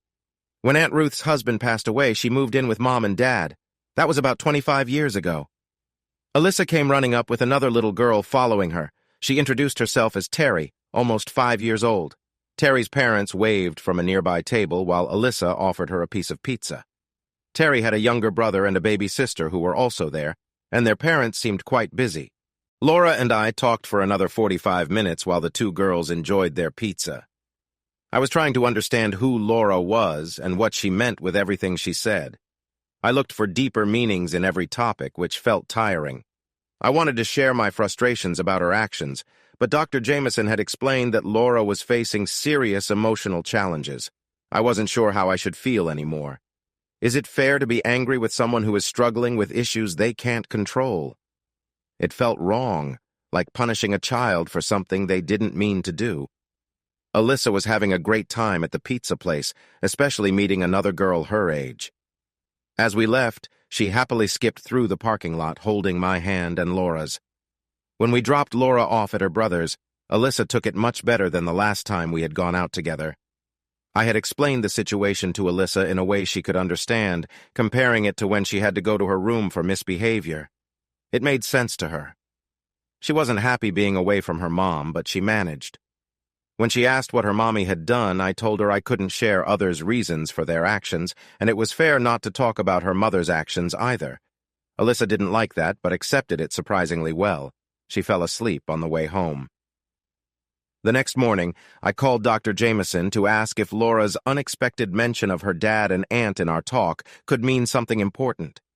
Dr. Jameson said Laura was confused about her past. Her feelings about her experiences complicated her feelings in her marriage with me. She might think that sharing her past with me would change how I see her or affect our relationship. I listened carefully, trying to understand what the doctor was explaining. Mr. Archer, it's clear that this is a heavy issue for her.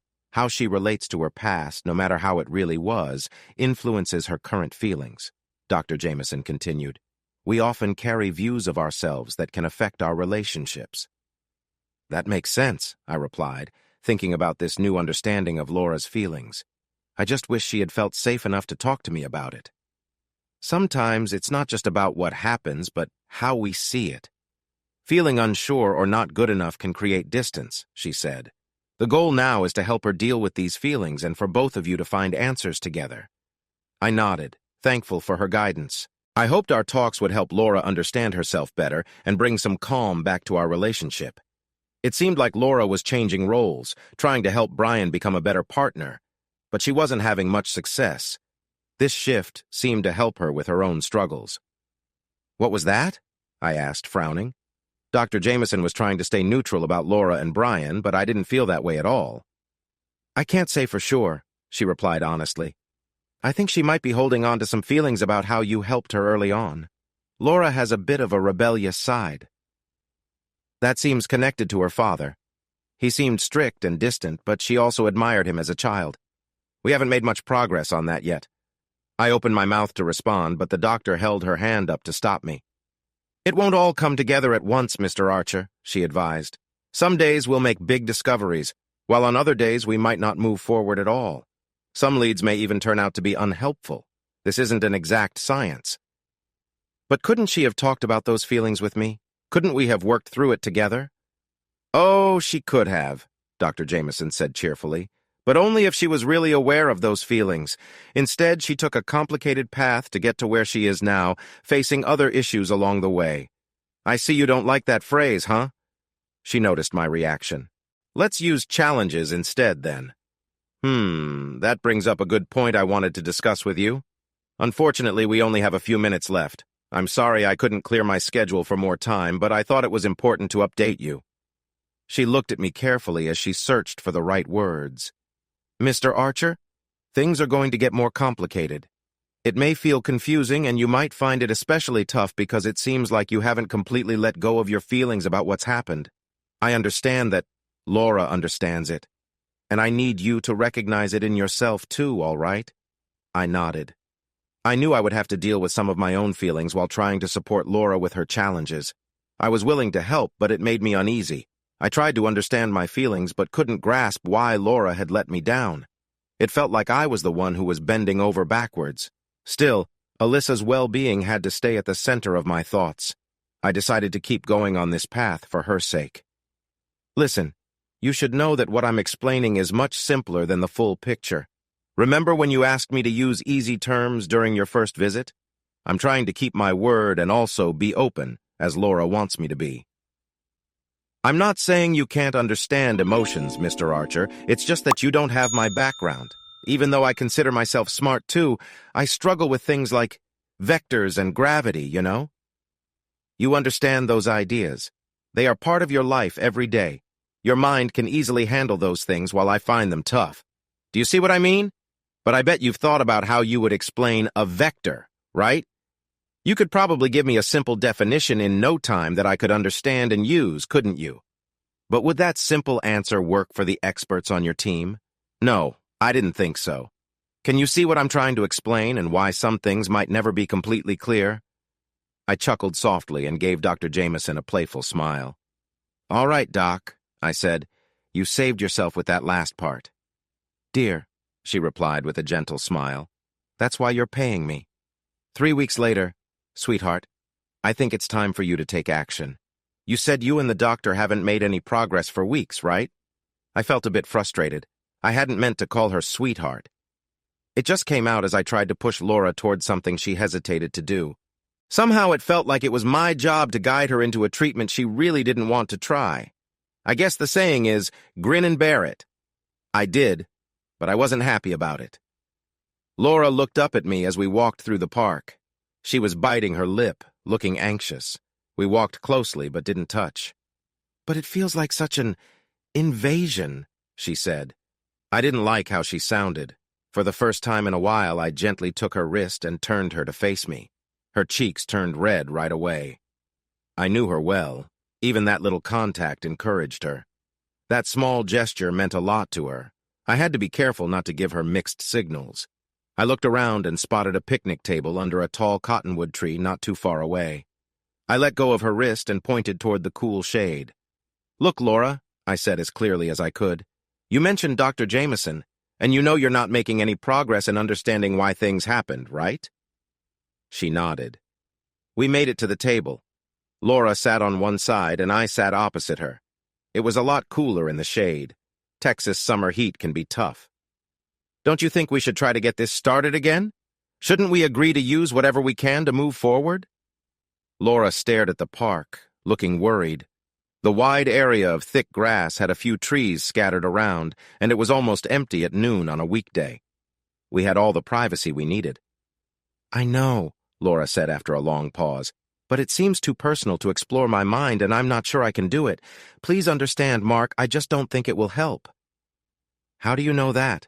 I asked, more forcefully than I meant to. Laura flinched and shook her head.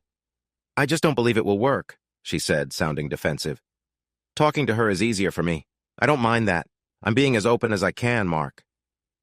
I stayed quiet for a while. Laura was being stubborn, more than usual. I had a long phone call with Dr. Jameson, who asked me to encourage Laura to consider hypnotherapy as much as possible.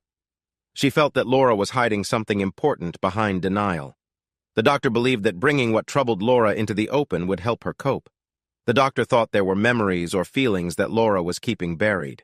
She said bringing them to light would be key to helping her. While I wasn't as hopeful, it seemed like a sensible step. I was curious about what Laura might be hiding. Laura, I said slowly, I'm trying my best to support you through this. It's really hard for me if you aren't doing everything you can to help me understand why you were so invested in someone else. I took a deep breath, trying to manage my growing frustration. I tried again. I need to know why you spent so much time on that relationship, especially when it affected me and Alyssa, I said. Laura, if you leave it as it is, I won't ever feel at peace with this.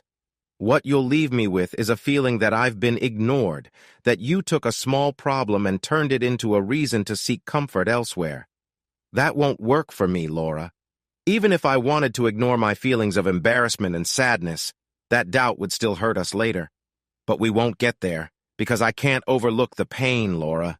If you don't take this next step, it means you're deciding to end our marriage. I stopped speaking and watched as Laura leaned her arms on the picnic table, resting her head on them while she cried softly. I tried to stay calm, but it was hard to do. I thought about the impact of making threats, but I knew that wouldn't be fair, especially to act on them. My daughter deserved better than to be caught in the middle. After a moment, Laura's tears slowed, and her breathing became more even. She lifted her head, her eyes tired and red, then she nodded, looking determined. Okay, Mark, she said with a shaky voice. I'll do it. I could see the worry on her face. That's good, dear, I replied, letting a little kindness show this time. Will you come with me? She asked quietly, waiting for my reply. I didn't hesitate. Of course, I said with a gentle smile. Where else would I be? She smiled back and took my hand. As we walked back to my car, I realized I didn't mind it as much as I thought I would. A week later, Laura's long appointment with Dr. Jameson had happened 3 days earlier on Friday afternoon. I had been there like I said I would, but the doctor wouldn't let me in the room with them. She believed it was important for the patient to have the full focus. So I sat in the waiting room, flipping through magazines to pass the time. When I finally focused again, I noticed my neck was cramped. When Laura came out of the office, she looked pale and a bit shaken. She didn't seem to want to talk to me, and neither did the doctor. I felt a flicker of irritation. I had waited for 4 hours, and no one wanted to say anything. I knew Laura had met with the doctor again for a couple of hours over the weekend, but I didn't know what they discussed. I was eager for answers. Good morning, Mr. Archer, Dr. Jameson said warmly, sitting comfortably behind her desk. Her hands rested easily in her lap. The doctor seemed relaxed, but Laura did not look as happy to be there. Good morning, doctor, I replied, feeling uneasy about what was to come. How are you today? Just fine, thank you, she said, smiling at Laura. Laura, are you comfortable with what we talked about over the weekend? Laura nodded, but she didn't seem very excited. She had been quiet since we met downstairs. Dr. Jameson looked at both of us with a smile. All right, let's get started then, she said with a sense of focus, her look turning a bit more serious as she addressed me. Mr. Archer, she started slowly, what does someone with a degree in engineering know about the mind? I shrugged. I read a lot this weekend about hypnosis and the different parts of the mind, like how feelings and thoughts work together. I know the subconscious is where we keep our imagination, feelings, and memories, right?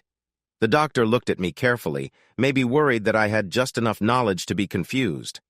I had to admit, she was probably right. Still, I understood enough to see where our chat was going. Yes, she finally said. That's a pretty good summary of some important ideas. I nodded, realizing she was the expert here. I smiled a little, thinking talking to her felt a bit like doing business. If you didn't find it in your research, hypnosis is a way for a therapist to connect directly with the subconscious, the doctor explained. It's a relaxation method that helps me bypass the thinking part of the mind and access Laura's memories and how she feels about them. Today we want to focus on Laura's memories, she continued, especially about her father's long-term relationship with his sister-in-law, Ruth. She paused, expecting me to respond. I could tell Laura was tense. Okay, I said, not really sure how to feel. Yes, you know Laura was born later in her mother's life, right? Her brother is almost from a different generation? I nodded. So, in many ways, Laura was like an only child? I thought for a moment. It made sense, but it didn't explain Laura's behavior. I nodded again. Can you accept that Laura loved her father very much, but her mother struggled to connect with her? She asked. Laura was a bit of an interruption for her, not that she didn't care, but she wasn't quite sure how to engage with her. I had been calling her Dr. Jameson for a long time, but I didn't mind when she used my first name. Yeah, I replied. I can see that. When I first met them, I felt a kind of distance from Laura's mother. Even when she was looking at me, I never quite felt like she was paying full attention. That impression didn't really change after a few meetings. Dr. Jameson nodded. "Anything else?" she asked. "Well," I said thoughtfully, "Laura's father was similar in a way. But while her mother was reserved, her father seemed almost confrontational with his distance. I always thought he liked to be in control more than anyone else." I paused for a moment. I noticed something special between him and Ruth. It wasn't obvious, nothing to mention out loud. But now I realized there were hints they were closer than expected. Memories began to fill my mind. Interestingly, I can't remember Laura's mother ever minding that Ruth was so close to Laura's father. I would think a relationship lasting that long would have caught her attention, but she never reacted in front of me. I waved to the doctor, signaling that I was done thinking about it. "Correct," the doctor replied briefly, "but it goes deeper than that. As far as Laura remembers, her Aunt Ruth took on many motherly roles while her mother focused on her writing and social events. Until this weekend, Laura had pushed away a strong feeling that she might actually be Aunt Ruth's child. This idea was one reason she was so upset when Ruth passed away." I thought about that for a moment. I understood how, if I were in Laura's shoes, such confusion could be really hard to bear. "Isn't it possible to find out?" I asked, more as a thought than a question. Dr. Jameson nodded. "To help Laura get closure, she'll be asking for a DNA test. Her parents are hesitant. She talked to them on Saturday. But I believe their reluctance is more about pride than anything else. I think they will eventually agree and will reach a clear answer. Laura will likely be able to let go of her fear about being Ruth's child." I agreed with a nod. "That sounds good," I said lightly. "Yes, it is," Dr. Jameson replied. "But things get a bit complicated from here," she warned. Laura's father and aunt didn't seem to realize a young girl would remember her father leaving Ruth's room looking disheveled, sometimes even without his shirt. Laura had memories from when she was younger, but she didn't make the connection until she was a teenager. By the time she was 13 or 14, she could clearly see signs of an inappropriate relationship. Even then, it seemed her father and aunt didn't try very hard to hide their connection. The doctor looked at me, waiting for my thoughts. "So, Mark, after your weekend studying psychology, what do you think Laura's mind did with those different feelings?" I tried to process what the doctor was asking. "Okay, Laura was confused about her place in the family," I said. Dr. Jameson nodded. Next to me, Laura stirred. Until now, she had let us talk without interruption. I turned in my chair to face her more directly. "It was more than that, honey," she said. "I had many nights when I cried myself to sleep as a teenager because I felt lost and didn't know who I really was." "We'll find out soon, and then you can move past that confusion, right?" I asked gently. Laura thought for a moment and nodded slowly. "I think so. Yes," she replied softly. "Good," I said with assurance. That was one issue settled. "So you admired your father even though he made choices that were hard to understand?" Laura nodded again. I paused, cupping my hand as if holding something fragile. "He was your father. You loved him. But his decisions were painful." I raised my other hand to show that hurt. "You loved him but felt torn about what he did. Am I understanding you correctly?" I gestured with my hands. Laura nodded, and I noticed Dr. Jameson join in the nodding too. I furrowed my brow. "I'm not sure where to go from here," I said to the doctor. "How does this relate to what Laura is feeling or thinking now?" Dr. Jameson smiled warmly. She was eager to help. "Mark, did you read about Professor Westermarck and the idea of imprinting?" I hesitated. "Something about birds thinking a human is one of their parents?" "Very close, Mark. Some early studies on imprinting involved animals like chickens and geese. One researcher even flew with a flock of geese to understand their migration patterns. But this idea also applies to humans. Your baby likely bonded with you as her father and with Laura as her mother within days of being born. It doesn't end there. A baby, then a toddler, child, teen, and young adult always learn from their parents. Much of this happens without us realizing it. You can think of the subconscious mind as our link to our basic instincts. Are you following along?" I nodded slightly. "Great. Now remember that the subconscious mind holds our learned behaviors. Sometimes what we learn doesn't match up with what we understand as right and moral. When these conflicts arise, they can create stress in our minds, but they don't always resolve without help from our conscious thoughts. That's why people like me are here, and why hypnotherapy is one of my best tools. When my patient is relaxed and focused, I can connect directly with their subconscious. Dr. Jameson seemed pleased with her explanation. She spoke slowly, trying to clarify things just as I had asked her to do. Laura cares for you, Mark, genuinely. It's hard for you to accept that now, and she gets that. You should also know that she sees you as a strong, determined man, someone very influential. I'm not exaggerating at all, based on what I've learned about you in the last few weeks. Can you see that, Mark? I knew I had a slight frown. I was an engineer turned businessman. My job needed a bit of firmness and decisiveness, but I worked hard to leave work at the office. I get it in my head, I told the doctor. I glanced at Laura. But I'm not sure how it connects to our issues. I never treated Laura or Alyssa like I do my business. In fact, I made sure I didn't. That doesn't stop her from seeing you that way, Mark, she said. She can't help but notice those traits in you, especially since your company often comes up in local discussions, and Laura was part of that community until lately. I nodded.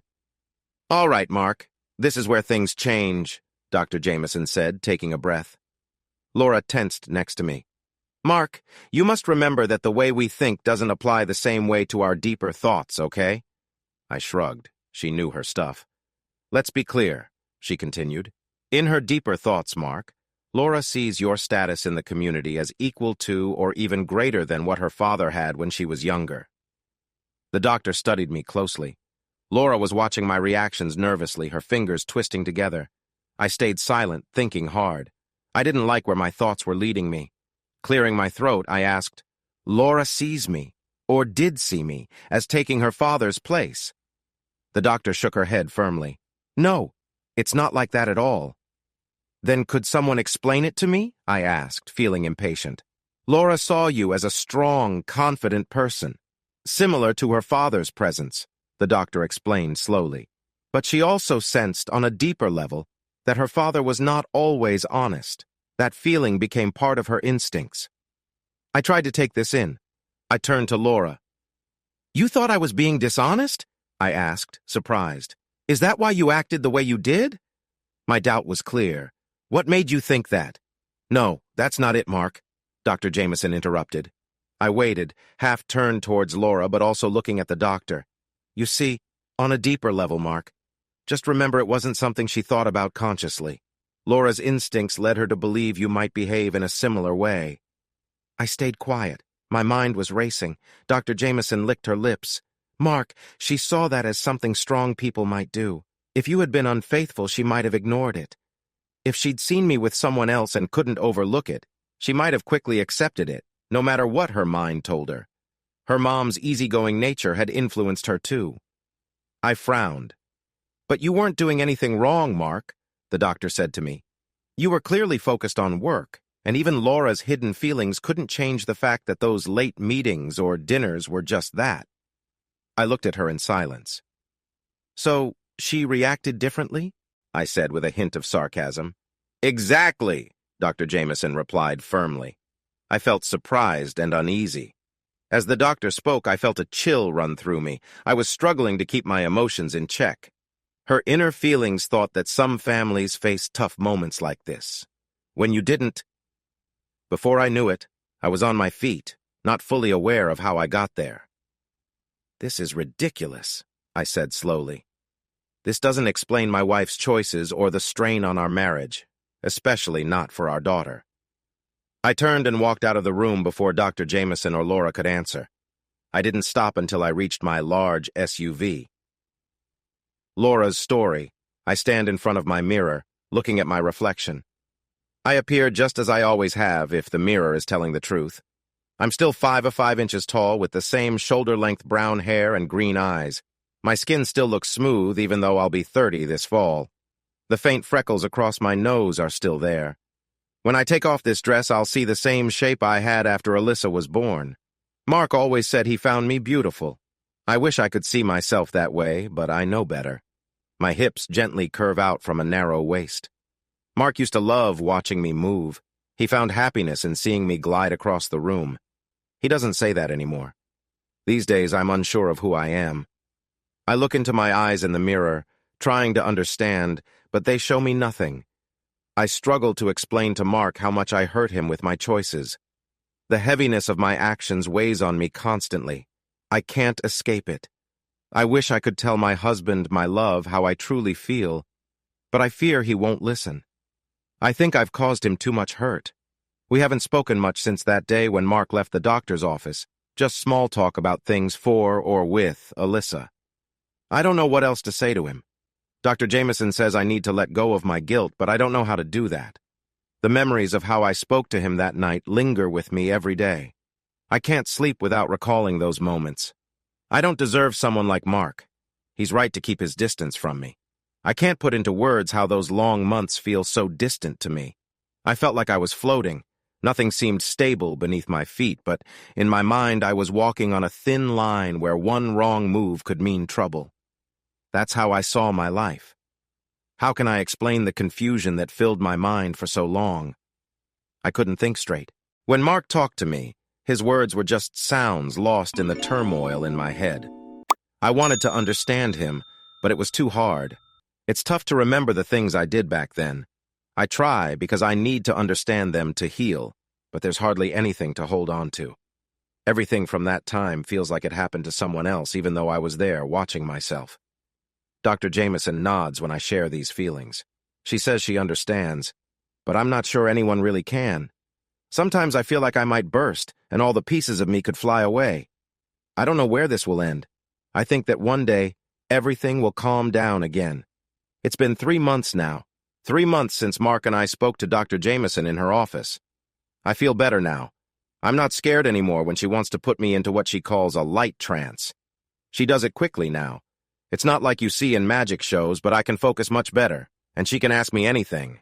I'm not shy about anything she brings up anymore. She has discovered so much, and when she brings me back from the trance, we talk about what we discussed while I was relaxed. Sometimes, when I talk about things outside of that deep relaxation, it feels like they disappear, as if they were never there. I don't understand how it works, but Dr. Jameson says it's just my mind sorting through things. That's why she brings them up. It helps me face them and put them away like clothes I don't want to wear anymore.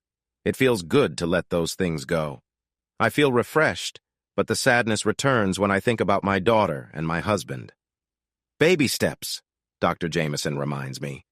Big problems aren't resolved easily. It takes time and effort. There are times when Dr. Jameson helps me face issues in another way. For instance, she convinced my parents to visit from Albany for a week. It was really hard for me to face my father and tell him how hurt I felt when I saw him with Aunt Ruth. I asked him if he understood that it was wrong. I wanted him to know my pain, and I made him cry. I had never seen him cry before. I talked to my mother, too. I asked her why she allowed it. Didn't she see how difficult it was for me, knowing what was happening but feeling helpless? Why didn't she do something? I didn't fully notice how much my parents had aged until I saw them cry in front of me. It was hard to bear. I kneeled between their chairs and wrapped my arms around them both. I just wanted them to love me and to care for each other. We all cried together, and then Dr. Jameson spoke softly with us for a long time. Mom, Dad, and I shared so much until we were too tired to talk anymore. Mom opened up about how she had never really wanted closeness. She shared that some parts of being close felt too much for her. She said that when she had me, it was one of the few times she felt close to my dad. She apologized, saying she couldn't change how she felt. She had suggested that my father find friendship elsewhere. Her sister had lost her husband the year before and was feeling lonely. It seemed like a good idea. Her sister had always been full of life and missed having a partner. My father was healthy and alone. Mom told me that everyone had tried to be careful at first, but it was tough to know where I was all the time. She was truly sorry I had discovered everything. My father felt the same way. He knelt down and held me, saying he was sorry and asking for my forgiveness. I told him I forgave him, and I meant it. The heavy feeling inside me was not so hard to handle anymore. Dr. Jameson spent time with my parents for several hours every day that week. When they went home, they seemed much happier than I had seen them in a long time. Mom hugged Dad tightly like newlyweds, just like I used to do when I walked with Mark. I'm stronger now. It has been almost 6 months since Dr. Jameson first helped me. I see things much more clearly now. Many actions, words, and feelings from my past seem silly to me now. I can't understand how I got into those situations, especially when I think about going out drinking with some friends. That was where it all began, I think. Dr. Jameson gave me a list of books that opened my eyes. Alcohol can change how we think and feel, lowering our ability to make good choices. Drinking too much led me to make choices that hurt me. Dr. Jameson helped me see that I had been using alcohol to block my feelings, which made me more vulnerable. It made it easier for some people to take advantage of me, even when I didn't really feel any connection with them. I knew who those people were and realized I was putting myself in places I didn't want to be. Through our talks, we discovered that I might have been putting myself down to feel closer to my parents and Aunt Ruth, who had meant everything to me for a long time. Inside, I felt that certain people set a high standard for me, so I tried to follow them. But I didn't succeed. I learned more from my husband and daughter. Realizing this was tough for me. Breaking free from that way of thinking has been hard, but I think I'm starting to make progress. I also realized that part of me saw Alyssa as someone who was competing for Mark's attention. This was frustrating. It made me feel angry whenever she and Mark were near me. Dr. Jameson, along with another expert, said this started a bit after Alyssa was born. Many call it postpartum depression. It's a kind of sadness that can happen after having a baby. I don't understand why it gets so much attention. It feels unfair. Luckily, I didn't have any serious problems. I never wanted to harm myself or my baby. What I did feel was a deep exhaustion. I was tired all the time but couldn't rest. I was often moody and irritable. I worried that Mark didn't love me anymore, but I didn't know why I felt that way. He always held me and told me he loved me. Still, I felt distant from him and others. My thoughts about my parents didn't help either. I felt overwhelmed. I wanted to be a good mother, but I was very sensitive. I had trouble nursing Alyssa because it was uncomfortable. As I became more irritable, Mark took on many nighttime duties and cared for her when she cried. I don't think I ever got up at 2 a.m. to feed her. It was always her devoted father. Now I see how special that was. Friends of mine have said they wished their partners offered even a bit of that help.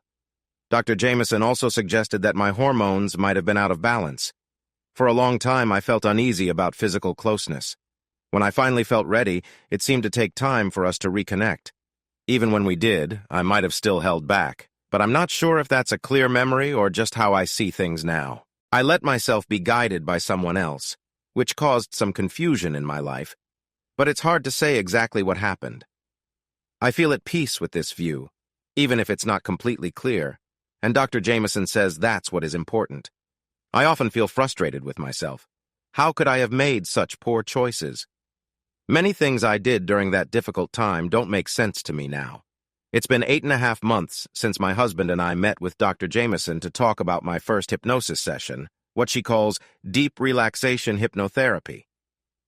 Sometimes she seems frustrated because she believes anyone can do stage hypnosis.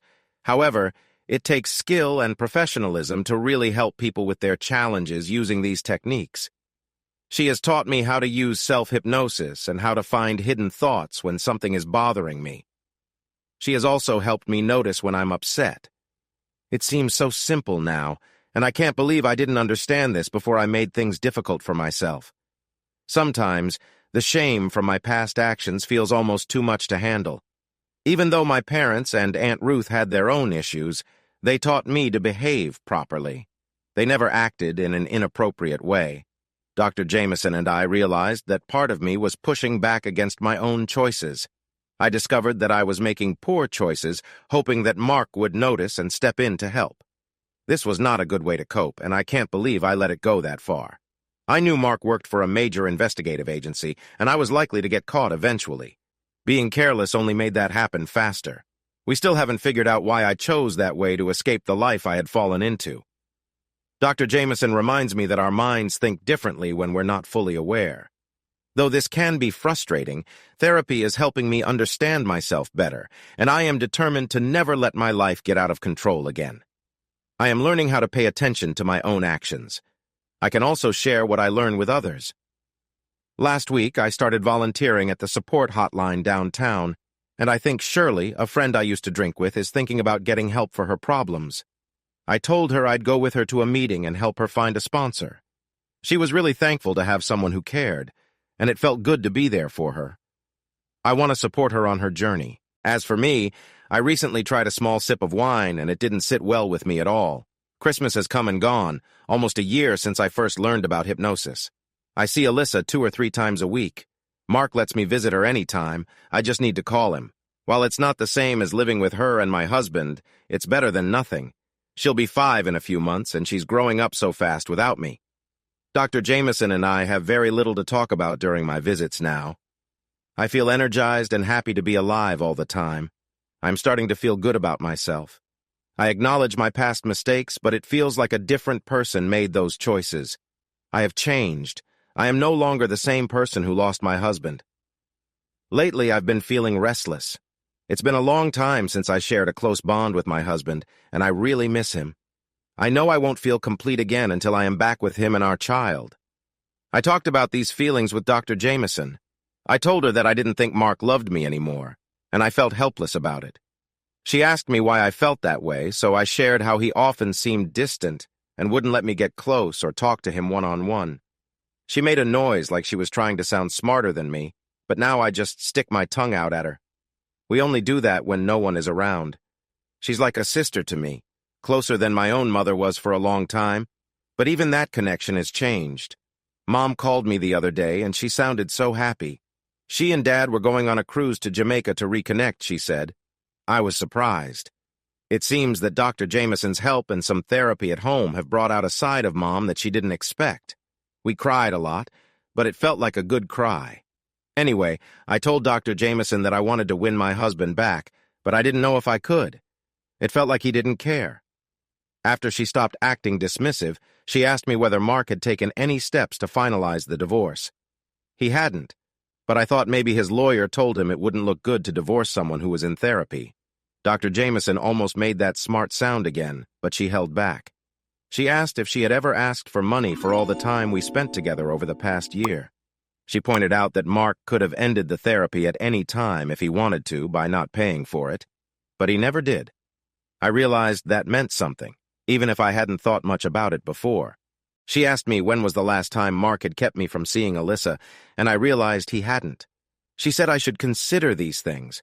They didn't seem like things a man who wanted to push me away would do. Then I said I didn't think Mark would want me back because I had been unkind to him and Alyssa. This made her laugh. I told her that was funny, and we shared a laugh. I truly admire Dr. Jameson. She stays so calm and collected. She explained that Mark was more hurt about the feelings of betrayal than about physical closeness. His pain was mainly about me straying from our commitment. I never intended for it to happen. I knew that deep down. If I had been in control of my actions, I wouldn't have behaved the way I did.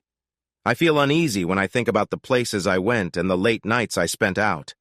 Thinking about that time makes me uncomfortable.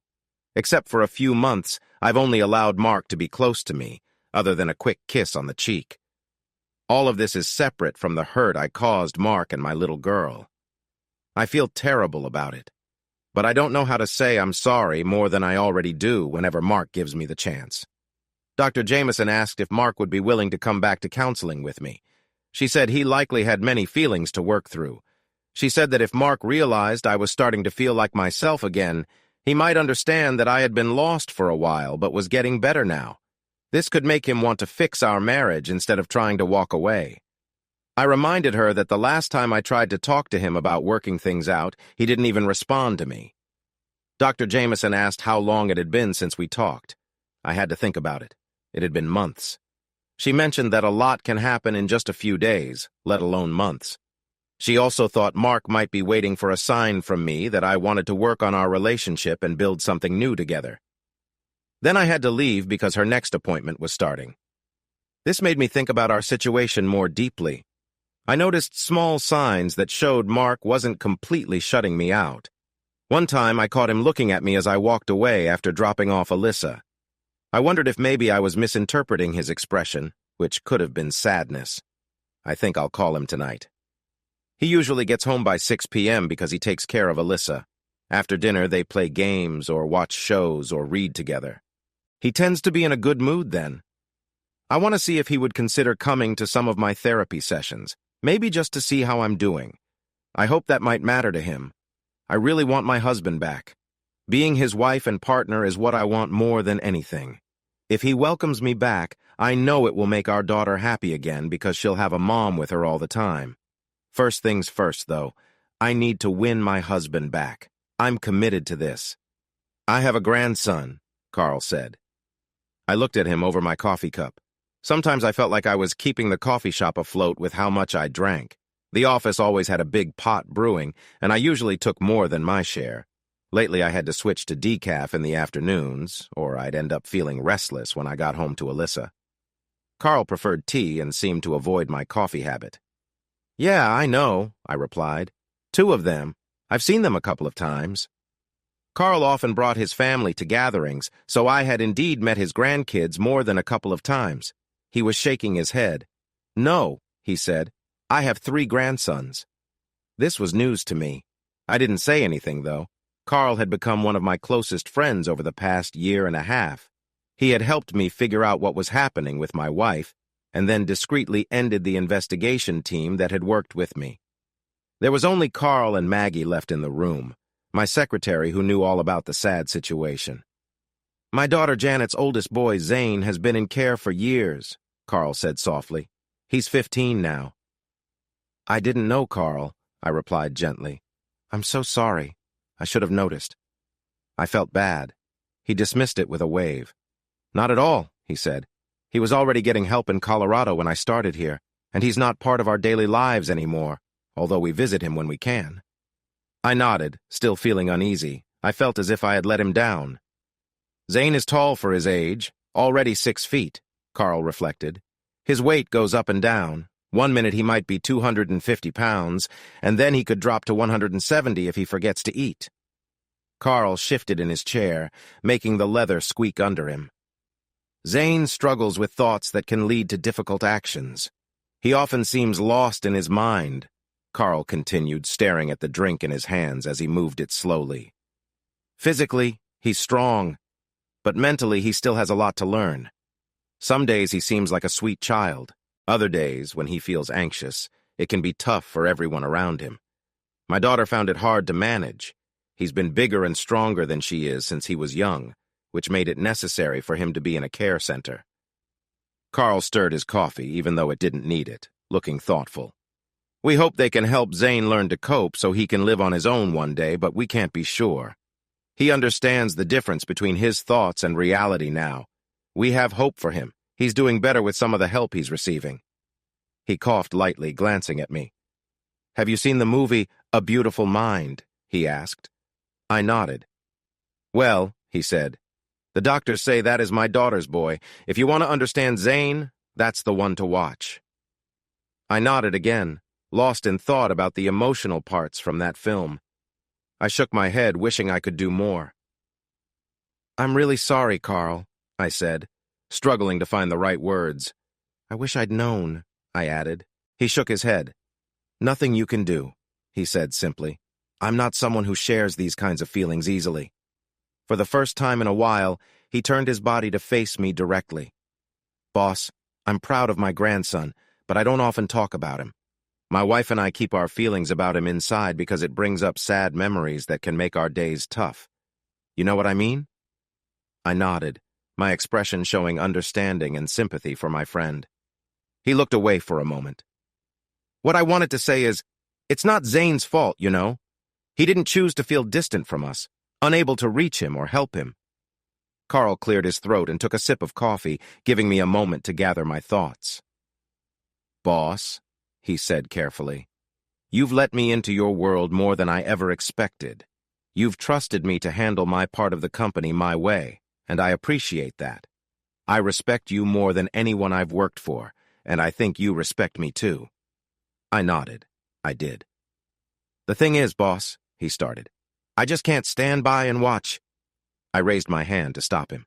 It's not Laura's fault either? I asked softly. He nodded, studying my reaction closely. I sighed. Carl had reminded me of something I had been sensing for a while. Yeah, Carl, you're right, I finally said. I still have a question. Why didn't Laura share some of the things that were troubling her? But I've done a lot of reading and I understand more now. I bit my lip for a moment. I hear you, Carl. She didn't mean to let her mind mislead her, but some of her choices were hard to grasp. I made a small gesture with my hands. Carl nodded in understanding. But Mark, he said gently, can you let that go? Can you accept that if she had been thinking clearly, she wouldn't have acted that way? If she had been the Laura you married, the Laura I know, instead of someone confused by things she didn't understand, she would never have gone against her values. You know that. And I know you do. He watched me wrestle with the idea for a moment. I wanted to agree, but the memories of that last night kept coming back. Interestingly, the chaos inside Laura that had erupted that night in Las Vegas had also pulled her from the fog that had surrounded her for so long. I had learned at least that much from listening to Dr. Jameson. Boss, Carl said thoughtfully, if Laura had a serious illness and was getting treatment, if she was struggling with her health, would you blame her for being unwell? Could you do that? I sat still for a long time. I had been considering something similar, but Carl presented a powerful image, one I couldn't ignore. He was asking me to look deep within myself and question my true beliefs. Did I want my pride and my discomfort with the idea of Laura being involved with someone else to define who I was? Perhaps my thoughts were clear, or maybe Carl was more insightful than I realized. Mark, he said softly, if you met a young divorced woman, let's call her Laura, and were thinking about starting a serious relationship with her, would you ask her about her past? Would you even want to know? Would you? He asked, looking at me challengingly. I didn't think so, he said, seeing my expression. Honestly, those were things that didn't concern me, part of Carl's past that came with his life. A man marrying someone who had been divorced should accept those things. He'd live alongside her past without feeling shame or a need for revenge, if he was mature enough. She would also feel comfortable with his past, knowing his heart belonged to her. Suddenly, I remembered some events I had gone to with a girlfriend before I met Laura. I hadn't thought about those times in years, but some of my actions back then weren't things I was proud of. Laura had accepted those parts of me, even if she didn't know everything. They were part of who I was, just like the high school football games I played. They shaped my character and taught me what I wanted to avoid. Carl? I asked, settling back in my chair. He raised an eyebrow in question. I know you have a degree in criminology, Carl. Did you also study psychology?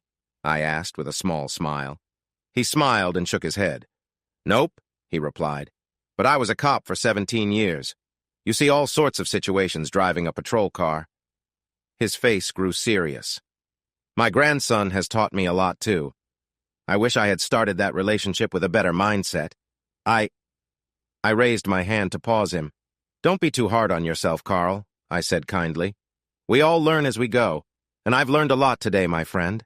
Thank you, I added simply. Nah, he said with a grin. You were already on the right track. I just helped you move along a bit faster.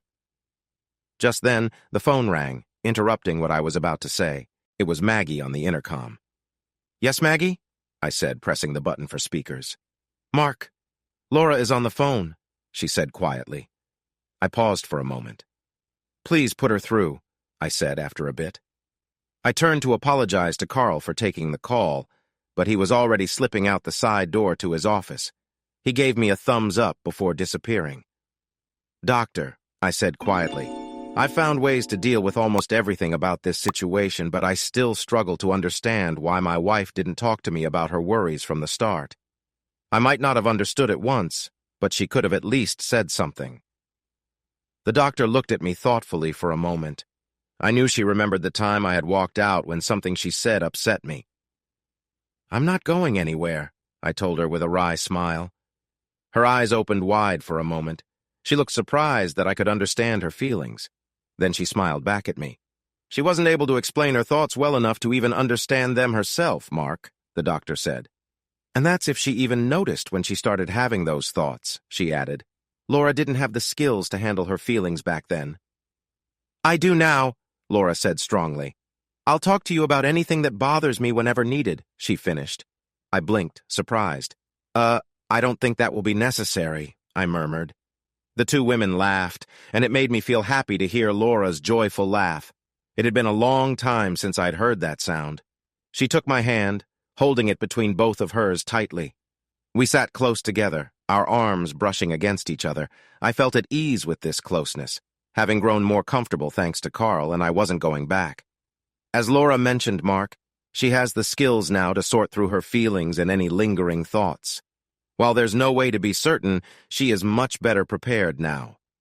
It has taken a long time for Laura to get here, and there is still more to understand, but she has overcome her biggest challenges.